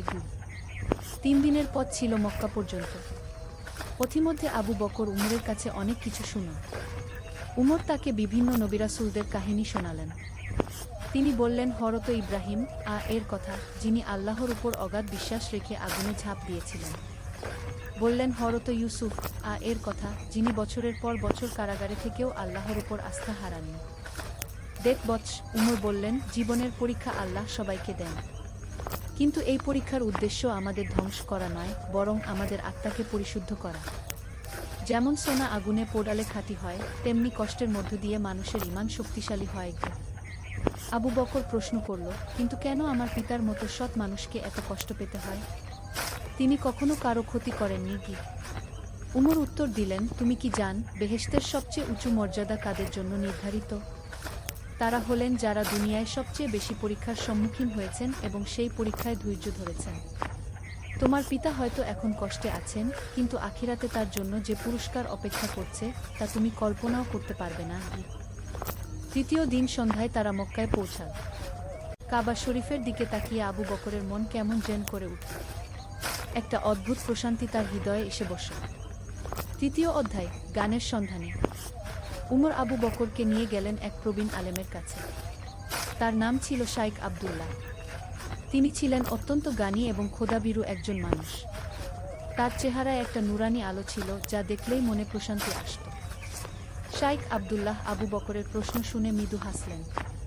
তিনি বললেন, বৎস, তুমি যে প্রশ্ন করেছ, এটা শুধু তোমার নয়, যুগে যুগে মানুষ এই প্রশ্ন করেছে। এমনকি নবী-রাসূলদের সাহাবীরাও এ ধরনের প্রশ্ন করেছেন। তিনি আবু বকরকে বসতে বলে একটা গল্প শুরু করলেন। এক সময় হযরত মূসা আল্লাহর কাছে প্রার্থনা করলেন, হে আল্লাহ, আমি দেখছি একজন ভালো মানুষ কষ্টে আছে আর একজন পাপী সুখে আছে। এটা কেন? আল্লাহ তাআলা তাকে বললেন, হে মূসা, তুমি কি একটা বিশেষ সফরে যেতে চাও যেখানে তোমার এই প্রশ্নের উত্তর পেয়ে যাবে? হযরত মূসা রাজি হলেন। আল্লাহ তাকে বললেন, তার সাথে একজন বিশেষ বান্দা যাবেন, যার নাম খিজির কিন্তু শর্ত হলো মূসা কোনো কিছু সম্পর্কে প্রশ্ন করতে পারবেন না যতক্ষণ না খিজির নিজে বুঝিয়ে দেন। শাইখ আব্দুল্লাহ গল্পটা অত্যন্ত জীবন্তভাবে বললেন। আবু বকর মুগ্ধ হয়ে শুনতে লাগল। সফরের সময় খিজির 3টি কাজ করলেন, যা দেখে মূসা অবাক হলেন।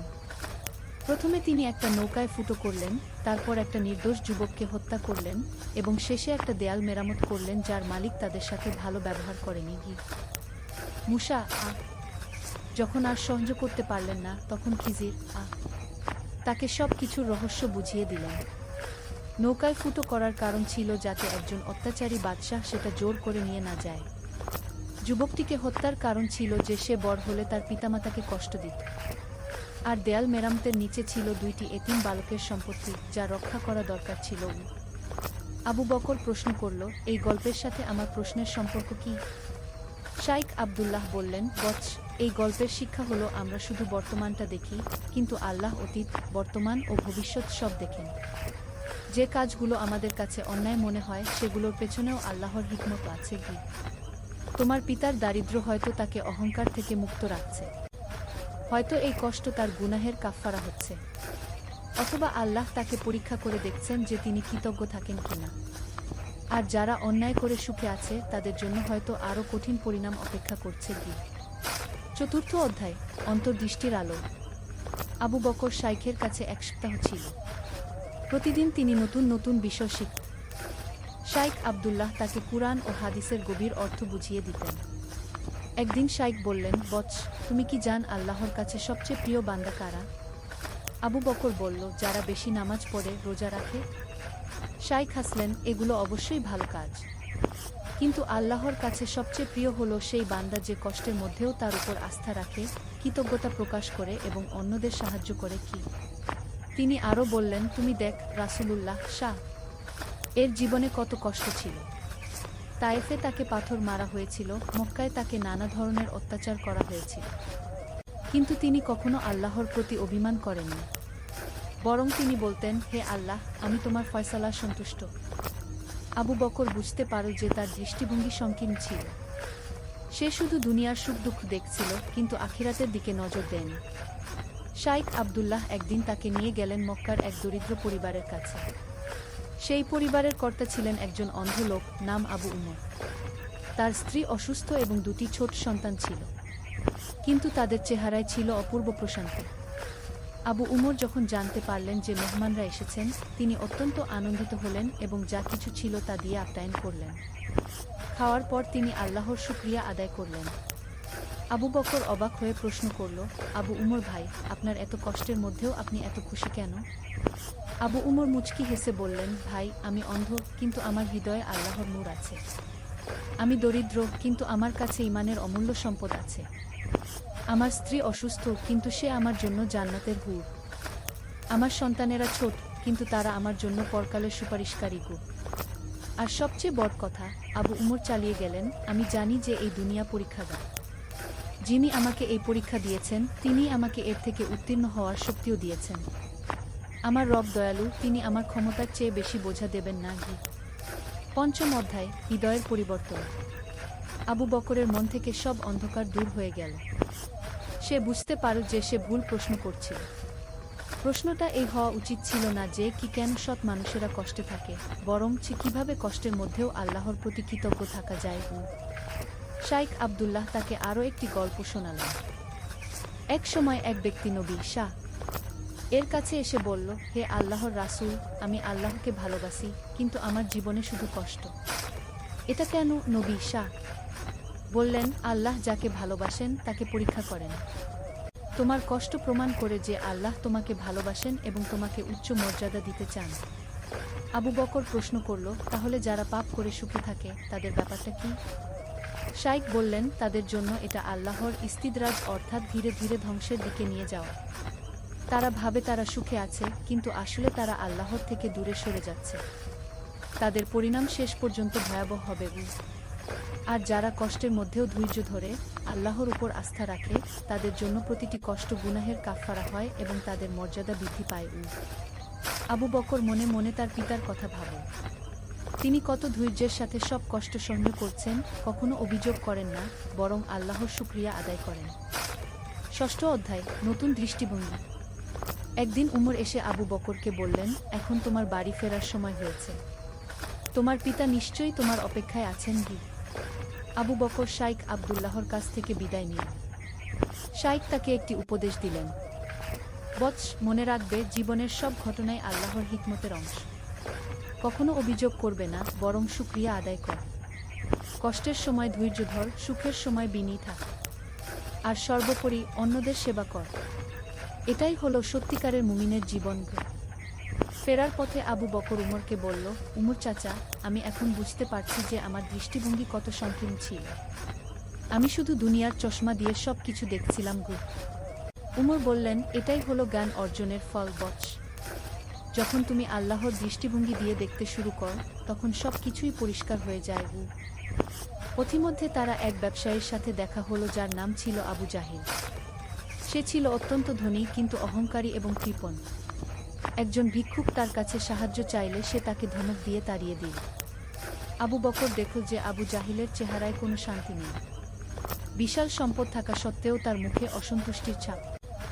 উমর আবু বকরকে বললেন, দেখেছ, অর্থসম্পদ মানুষকে প্রকৃত সুখ দিতে পারে না। প্রকৃত সুখ পাওয়া যায় আল্লাহর সন্তুষ্টি অর্জনের মাধ্যমে। সপ্তম অধ্যায়, ঘরে ফেরা। 3 দিন পর আবু বকর তার গ্রামে পৌঁছাল। তার পিতা তাকে দেখে অত্যন্ত আনন্দিত হলেন। আবু বকর তার পিতার পা জড়িয়ে ধরে কাঁদতে শুরু করল। বাবা, আমি আপনার কাছে ক্ষমা চাই, আবু বকর বলল। আমি আপনার ধৈর্য এবং আল্লাহর প্রতি আস্থার মূল্য বুঝতে পারিনি। তার পিতা অবাক হয়ে বললেন, বৎস, তুমি কি বলছো? তোমার কোনো দোষ নেই। আবু বকর তার পিতাকে সব কিছু খুলে বলল। তার মনের দ্বন্দ্ব, প্রশ্ন এবং মক্কায় গিয়ে যা শিখেছে সব। তার পিতা মৃদু হেসে বললেন, বৎস, আমি জানতাম যে তোমার মনে প্রশ্ন আছে, কিন্তু আমি এও জানতাম যে এই প্রশ্নগুলোর উত্তর তোমাকে নিজেই খুঁজে বের করতে হবে। আল্লাহ তোমাকে সঠিক পথ দেখিয়েছেন। সেদিন রাতে আবু বকর দীর্ঘ সিজদায় পড়ে রইল। সে আল্লাহর কাছে তওবা করল তার পূর্বের চিন্তাভাবনার জন্য এবং কৃতজ্ঞতা প্রকাশ করল সঠিক পথ দেখানোর জন্য। অষ্টম অধ্যায়, নতুন জীবনের সূচনা। পরের দিন থেকে আবু বকরের জীবনে নতুন মাত্রা যোগ হল। সে আগের মতোই তার পিতার সাথে খেতে কাজ করত, কিন্তু এবার তার মনোভাব সম্পূর্ণ আলাদা ছিল। সে প্রতিটি কাজকে আল্লাহর ইবাদত মনে করে করত। গ্রামের মসজিদে সে নিয়মিত যেতে শুরু করল। ইমাম সাহেব তার পরিবর্তন দেখে অবাক হলেন। আবু বকর তাকে তার অভিজ্ঞতার কথা বলল। ইমাম সাহেব বললেন, আল্লাহ তোমাকে বিশেষ অনুগ্রহ করেছেন বৎস। এই জ্ঞান শুধু নিজের মধ্যে রেখে দিও না, অন্যদের মধ্যেও ছড়িয়ে দাও। আবু বকর ঠিক তাই করতে শুরু করল। সে গ্রামের যুবকদের সাথে বসত এবং তাদের ইসলামের সৌন্দর্য বুঝিয়ে বলত। সে তাদের বলত কিভাবে কষ্টের মধ্যেও আল্লাহর প্রতি আস্থা রাখতে হয়। একদিন গ্রামে এক বিপদ এল। খরার কারণে ফসল নষ্ট হয়ে গেল। অনেকেই হতাশ হয়ে পড়ল, কিন্তু আবু বকর সবাইকে ধৈর্য ধরতে বলল। সে বলল, ভাইয়েরা, এটা আল্লাহর পরীক্ষা। আমরা যদি এখন ধৈর্য ধরি এবং একে অপরকে সাহায্য করি, তবে আল্লাহ অবশ্যই আমাদের পথ বের করে দেবেন। আবু বকরের কথায় অনুপ্রাণিত হয়ে গ্রামবাসীরা একসাথে কাজ করতে শুরু করল। যার যা আছে তাই ভাগাভাগি করে নিয়ে। অল্প কিছুদিনেই আবার বৃষ্টি হলো এবং পরিস্থিতি স্বাভাবিক হলো। নবম অধ্যায়, সেবার পথে। আবু বকর বুঝতে পারল যে জ্ঞান অর্জনই যথেষ্ট নয়, সেই জ্ঞান অনুযায়ী কাজ করাও দরকার। সে গ্রামের দরিদ্র মানুষদের সেবা করতে শুরু করল। প্রতি জুমার দিন সে একটি অংশ টাকা সঞ্চয় করে রাখত এবং সেই টাকা দিয়ে গরিবদের সাহায্য করত। তার পিতা তার এই পরিবর্তন দেখে অত্যন্ত খুশি হলেন। একদিন গ্রামে এক অচেনা লোক এল। সে ছিল অসুস্থ এবং ক্ষুধার্ত। গ্রামের অনেকেই তাকে সন্দেহের চোখে দেখল, কিন্তু আবু বকর তাকে নিজের ঘরে নিয়ে এল এবং চিকিৎসার ব্যবস্থা করল। সেই ব্যক্তি সুস্থ হয়ে উঠলে জানা গেল যে সে আসলে একজন বিখ্যাত আলেম ছিলেন। তিনি আবু বকরের সেবা দেখে অত্যন্ত মুগ্ধ হলেন এবং তাকে দোয়া করলেন। হে আল্লাহ, তিনি বললেন, এই যুবককে তুমি দুনিয়া ও আখিরাতে কল্যাণ দান কর। তার সেবার বিনিময়ে তাকে উত্তম প্রতিদান দাও। কয়েকদিন পরেই আবু বকরের জীবনে একটি আশ্চর্য ঘটনা ঘটে। শহর থেকে এক ব্যবসায়ী এসে তাদের জমির একটি অংশ ক্রয় করতে চাইলেন। তিনি এত ভালো দাম দিলেন যে আবু বকরের পরিবারের আর্থিক অবস্থা রাতারাতি ভালো হয়ে গেল। দশম অধ্যায়, পরীক্ষার নতুন রূপ। অর্থের আগমনের সাথে সাথে আবু বকরের জন্য নতুন পরীক্ষা এল। এবার সে দেখতে পেল যে সম্পদ কিভাবে মানুষকে আল্লাহ থেকে দূরে নিয়ে যেতে পারে। প্রথমে সে একটু বিলাসিতার দিকে ঝুঁকতে শুরু করল। ভালো কাপড় কিনো, ভালো খাবার খেল। কিন্তু কয়েকদিন পরেই সে বুঝতে পারল যে এই সম্পদও একটি পরীক্ষা। সে মনে করল শাইখ আব্দুল্লাহর কথা। তিনি বলেছিলেন, দারিদ্র্য যেমন পরীক্ষা, তেমনি সম্পদও পরীক্ষা। দারিদ্র্যে যে ধৈর্য ধরতে হয়, আর সম্পদে কৃতজ্ঞতা প্রকাশ করতে হয় এবং অন্যদের সাথে ভাগাভাগি করতে হয়। আবু বকর তৎক্ষণাৎ তার আচরণ সংশোধন করল। সে তার সম্পদের একটি বড় অংশ দান করে দিল এবং গ্রামে একটি স্কুল স্থাপনের জন্য অর্থ দিল। একাদশ অধ্যায়, জ্ঞান বিতরণ। আবু বকর বুঝতে পারল যে তার উপর একটি দায়িত্ব রয়েছে। সে যে জ্ঞান অর্জন করেছে সেটি অন্যদের মধ্যে ছড়িয়ে দেওয়ার দায়িত্ব। সে গ্রামে নিয়মিত শিক্ষামূলক সভা আয়োজন করতে শুরু করল। সেখানে সে ইসলামের বিভিন্ন বিষয় নিয়ে আলোচনা করত। তার কথায় মানুষ প্রভাবিত হতো। একদিন এক যুবক তার কাছে এসে বলল, আবু বকর ভাই, আমার জীবনেও অনেক সমস্যা। আমি হতাশ হয়ে পড়েছি গু। আবু বকর তাকে বসতে বলে তার নিজের অভিজ্ঞতার কথা বলল। সে বলল কিভাবে একসময় সেও হতাশ ছিল এবং কিভাবে সঠিক জ্ঞান তাকে আলোর পথ দেখিয়েছে। ভাই, আবু বকর বলল, জীবনে সমস্যা থাকবেই, কিন্তু প্রশ্ন হলো আমরা সেই সমস্যার মোকাবিলা কিভাবে করি। যদি আমরা আল্লাহর উপর আস্থা রাখি এবং সৎ পথে থাকি, তবে প্রতিটি সমস্যাই আমাদের জন্য কল্যাণ নিয়ে আসবে। সেই যুবকও আবু বকরের মতো পরিবর্তিত হয়ে গেল। এভাবে একের পর এক মানুষ আবু বকরের কাছে আসত এবং সঠিক পথের সন্ধান পেত। দ্বাদশ অধ্যায়, হজের সফর। কয়েক বছর পর আবু বকরের হজ করার সৌভাগ্য হল। মক্কায় পৌঁছে সে শাইখ আবদুল্লাহর সাথে দেখা করল। শাইখ তাকে দেখে অত্যন্ত খুশি হলেন। তিনি বললেন, বৎস, তোমার চেহারায় যে নূর দেখছি তা প্রমাণ করে যে তুমি সঠিক পথে আছো। আবু বকর তার এতদিনের অভিজ্ঞতা শাইখের সাথে ভাগাভাগি করল। শাইখ শুনে বললেন, আল্লাহ তোমাকে যে জ্ঞান দিয়েছেন সেটি তুমি ভালোভাবে কাজে লাগিয়েছ। এটাই হলো প্রকৃত মুমিনের লক্ষণ। হজের সময় আবু বকর বিভিন্ন দেশের মুসলিমদের সাথে মিলিত হল। সে দেখল যে সারা পৃথিবীর মুসলিমরা একই ধরনের সমস্যার সম্মুখীন হয়, কিন্তু যারা ইমানে অটল থাকে তারা সবাই শান্তিতে আছে। কাবা শরীফে দাঁড়িয়ে আবু বকর আল্লাহর কাছে দোয়া করল, হে আল্লাহ, তুমি আমাকে যে জ্ঞান দিয়েছ সেটি যেন আমি জীবনের শেষ দিন পর্যন্ত কাজে লাগাতে পারি। আমাকে সঠিক পথে অটল রাখু। ত্রয়োদশ অধ্যায়, ফিরে আসা। হজ থেকে ফিরে আবু বকর আরও বেশি করে মানুষের সেবায় নিজেকে নিয়োজিত করল। সে একটি এতিমখানা স্থাপন করল এবং দরিদ্র ছেলে মেয়েদের বিনামূল্যে শিক্ষার ব্যবস্থা করল।